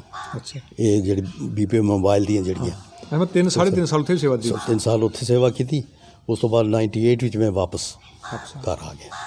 ਫਿਰ ਉਸ ਤੋਂ ਬਾਅਦ ਇੱਥੇ ਉਸ ਤੋਂ ਬਾਅਦ ਮੈਂ ਕਰ ਹੀ ਰਿਹਾ ਕੋਈ। ਚਲੋ ਜੀ, ਬੜਾ ਵੱਡਾ ਇੱਕ ਤੁਹਾਡੇ ਕੋਲੋਂ ਵੀ ਸਾਨੂੰ ਇਹ ਥੋੜਾ ਐਕਸਪੀਰੀਅੰਸ ਲਾਈਫ ਦਾ। ਸਟਰਗਲ ਬੜੀ ਸੀ। ਸਟਰਗਲ ਬੜੀ ਹੈ। ਮੈਂ ਤੁਹਾਨੂੰ ਦੱਸਿਆ ਕਿ ਸਾਡੇ ਘਰ-ਬਾਰ ਪੱਕੇ ਕਾਮਯਾਬੀ ਦਾ ਕਾਰਨ ਇੱਕ ਹੈ ਕਿ ਸਾਡੇ ਬਜ਼ੁਰਗ ਸਾਰੇ ਮਿਹਨਤੀ ਸਨ। ਚਾਹੇ ਅਸੀਂ ਤੁਸੀਂ ਆਪਣੇ ਬਜ਼ੁਰਗਾਂ ਦੀ ਗੱਲ ਕਰ ਲਓ ਜਾਂ ਅਸੀਂ ਤੁਹਾਡੀ ਕਰ ਲਈ, ਮਤਲਬ ਇੱਥੇ ਇਸ ਲੈਵਲ ਤੱਕ ਸਾਡੀ ਜਿਹੜੀ ਕਮਿਊਨਿਟੀ ਸੀ ਬਹੁਤ ਮਿਹਨਤੀ ਸੀ। ਜਿਸ ਫੀਲਡ ਵਿੱਚ ਵੀ ਗਈ ਨਾ, ਉਹ ਇਸ ਢੰਗ ਨਾਲ ਉਸ ਫੀਲਡ 'ਚ ਉਹਨਾਂ ਕੰਮ ਕੀਤਾ ਕਿ ਇੱਕ ਪਹਿਚਾਣ ਬਣਾਈ ਆਪਣੀ। ਦੇਖੋ, ਜੇ ਕੋਈ ਟਰਾਂਸਪੋਰਟਰ ਦੇ ਵਿੱਚ ਗਿਆ ਤਾਂ ਇੱਕ ਲੇਬਲ ਲੱਗ ਗਿਆ ਵੀ ਟਰਾਂਸਪੋਰਟਰ ਸਿਰਫ ਸਿੱਖਾਂ ਦੇ ਨਾਮ ਟਰਾਂਸਪੋਰਟ ਚੱਲੀ। ਜੇ ਬੈਲਟ ਫੋਰਸ ਉੱਪਰ ਗਿਆ ਤਾਂ ਲੇਬਲ ਲੱਗ ਗਿਆ ਜੀ ਫੌਜ ਵਿੱਚ ਜੇ ਬਹਾਦਰ ਕਮਿਊਨਿਟੀ ਹੈ ਅਤੇ ਸਿੱਖ ਨੇ। ਇਸ ਤਰ੍ਹਾਂ ਜਿਸ ਫੀਲਡ ਵਿੱਚ ਵੀ ਸਾਡੇ ਸਿੱਖ ਗਏ, ਉਹਨਾਂ ਮਿਹਨਤ ਬੜੀ ਕੀਤੀ ਅਤੇ ਬੜੀ ਖੁਸ਼ੀ ਹੋਈ। ਸਾਰਾ ਕੰਮ ਇਹ ਮਿਹਨਤ ਨਾਲ ਹੀ ਹੈ ਜੀ, ਮਿਹਨਤ। ਸੋ ਬੜੀ ਖੁਸ਼ੀ ਹੋਈ ਅੰਕਲ ਤੁਹਾਡੇ ਨਾਲ ਮਿਲ ਕੇ ਕਿ ਤੁਸੀਂ ਜਿੱਥੇ 1947 ਦੇ ਵਿੱਚ ਸਾਡਾ ਉਹ ਸੰਤਾਪ ਜਿਹੜਾ ਤੁਸੀਂ ਹੰਢਾਇਆ, ਨਾਲ ਆਪਣੀ ਪੂਰੀ ਲਾਈਫ 'ਚ ਬੜੀ ਸਟਰਗਲ ਕਰਕੇ ਅੱਜ ਗੁਰੂ ਕਿਰਪਾ ਕਰੇ ਤੁਹਾਡਾ ਘਰ-ਬਾਰ ਪੂਰਾ ਸੈਟਲ ਹੈ। ਵਾਹਿਗੁਰੂ ਚੜ੍ਹਦੀ ਕਲਾ ਬਖਸ਼ੇ, ਲੰਬੀ ਉਮਰ ਤੁਹਾਡੀ ਹੋਵੇ, ਇਸੇ ਤਰ੍ਹਾਂ ਪਰਿਵਾਰ ਦੀ ਅਤੇ ਸਮਾਜ ਦੀ ਤੁਸੀਂ ਰਹਿਨੁਮਾਈ ਕਰਦੇ ਰਹੋ। ਸੋ ਸਾਧ ਸੰਗਤ, ਇਸੀ ਪ੍ਰੋਗਰਾਮ 1947 ਦਾ ਸੰਤਾਪ, ਸੱਚਮੁੱਚ ਸਾਡਿਆਂ ਬਜ਼ੁਰਗਾਂ ਨੇ ਕਿਤਨੀ ਮਿਹਨਤ ਕੀਤੀ ਹੈ, ਕਿਤਨਾ ਜ਼ਫਰਾ ਭਰਿਆ ਇਹਨਾਂ ਦਾ ਸਫ਼ਰ ਸੀ। ਔਰ ਹੱਡ ਭੰਨੀ ਮਿਹਨਤ ਕਰਨ ਦੇ ਬਾਵਜੂਦ ਇਹਨਾਂ ਨੇ ਨਵੇਂ ਸਿਰਿਓਂ ਜਿਹੜਾ ਸੀ ਰਹਿਣ ਬਸੇਰੇ ਕਰਕੇ ਸਾਡੇ ਵਾਸਤੇ ਸੁੰਦਰ ਘਰ-ਬਾਰ ਬਣਾਏ ਨੇ। ਅੱਜ ਜੇ ਅਸੀਂ ਚੰਗੀਆਂ ਗੱਡੀਆਂ ਦੇ ਵਿੱਚ ਬੈਠੇ ਹਾਂ, ਚੰਗੀਆਂ ਘਰਾਂ ਦੇ ਵਿੱਚ ਬੈਠੇ ਹਾਂ, ਇਹ ਸਾਰਾ ਸਿਰਾ ਇਹਨਾਂ ਬਜ਼ੁਰਗਾਂ ਦੇ ਸਿਰਾਂ 'ਤੇ ਜਾਂਦਾ ਹੈ। ਸਾਡੇ ਕੋਲ ਸਭ ਕੁਝ ਹੈ, ਪਰ ਇਹਨਾਂ ਨੂੰ ਪੜ੍ਹਨ ਵਾਸਤੇ ਵੀ ਉਹਨਾਂ ਸਮਿਆਂ 'ਚ 4-4 5-5 ਮੀਲ ਜਿਹੜਾ ਪੈਦਲ ਪੈਰਾਂ ਦੇ ਵਿੱਚ ਜਿਹੜੀਆਂ ਉਹ ਪਰਾਲੀ ਦੀਆਂ ਪੂਲਾਂ ਬਣਾ ਕੇ ਪਾ ਕੇ ਜਾਣਾ, ਪਰ ਫਿਰ ਵੀ ਇਹਨਾਂ ਨੇ ਹਿੰਮਤ ਨਹੀਂ ਹਾਰੀ ਔਰ ਉਸੇ ਦਾ ਨਤੀਜਾ ਅਸੀਂ ਜਿਹੜੇ ਨਤੀਜੇ ਅਸੀਂ ਕਾਮਯਾਬ ਹਾਂ। ਇਹ ਸੀ ਪ੍ਰੋਗਰਾਮ 1947 ਦਾ ਸੰਤਾਪ। ਇਸ ਪ੍ਰੋਗਰਾਮ ਨੂੰ ਮੋਬਾਈਲ 'ਤੇ ਜੇ ਦੇਖਣਾ ਹੈ, YouTube ਦੇ ਉੱਤੇ ਭਾਈ ਹਰਮੀਤ ਸਿੰਘ ਜੰਮੂ ਲਿਖ ਕੇ ਚੈਨਲ ਸਬਸਕ੍ਰਾਈਬ ਕਰ ਲਓ। ਇਹਦੇ ਵਿੱਚ ਕਈ ਸੈਂਕੜਿਆਂ ਦੇ ਹਿਸਾਬ ਨਾਲ ਬਜ਼ੁਰਗਾਂ ਦੇ ਪ੍ਰੋਗਰਾਮ ਪਏ ਨੇ, ਤੁਸੀਂ ਉਹਦੇ ਵਿੱਚੋਂ ਆਪਣਾ ਪਿਛੋਕੜ, ਆਪਣੇ ਇਲਾਕੇ ਦੇ ਲੋਕਾਂ ਦੀ ਜੇ ਜਾਣਕਾਰੀ ਕੋਈ ਲੈਣਾ ਚਾਹਵੇ ਤੁਸੀਂ ਲੈ ਸਕਦੇ ਹੋ। ਨਾਲ ਹੀ ਸਲਾਈਡ 'ਤੇ ਸਾਡਾ ਨੰਬਰ ਚੱਲਦਾ ਹੈ। ਕੋਈ ਹੋਰ ਬਜ਼ੁਰਗ ਕਿਸੇ ਹੋਰ ਵੀ ਕੋਨੇ ਵਿੱਚ ਹੈ, ਸਾਡੇ ਨਾਲ ਸੰਪਰਕ ਕਰੋ। ਅਸੀਂ ਬੜੀ ਛੇਤੀ ਉਹਨਾਂ ਨੂੰ ਵੀ ਆਪ ਜੀ ਦੇ ਰੂਬਰੂ ਕਰਾਵਾਂਗੇ। ਦਿਓ ਇਜਾਜ਼ਤ। ਵਾਹਿਗੁਰੂ ਜੀ ਕਾ ਖਾਲਸਾ, ਵਾਹਿਗੁਰੂ ਜੀ ਕੀ ਫਤਿਹ।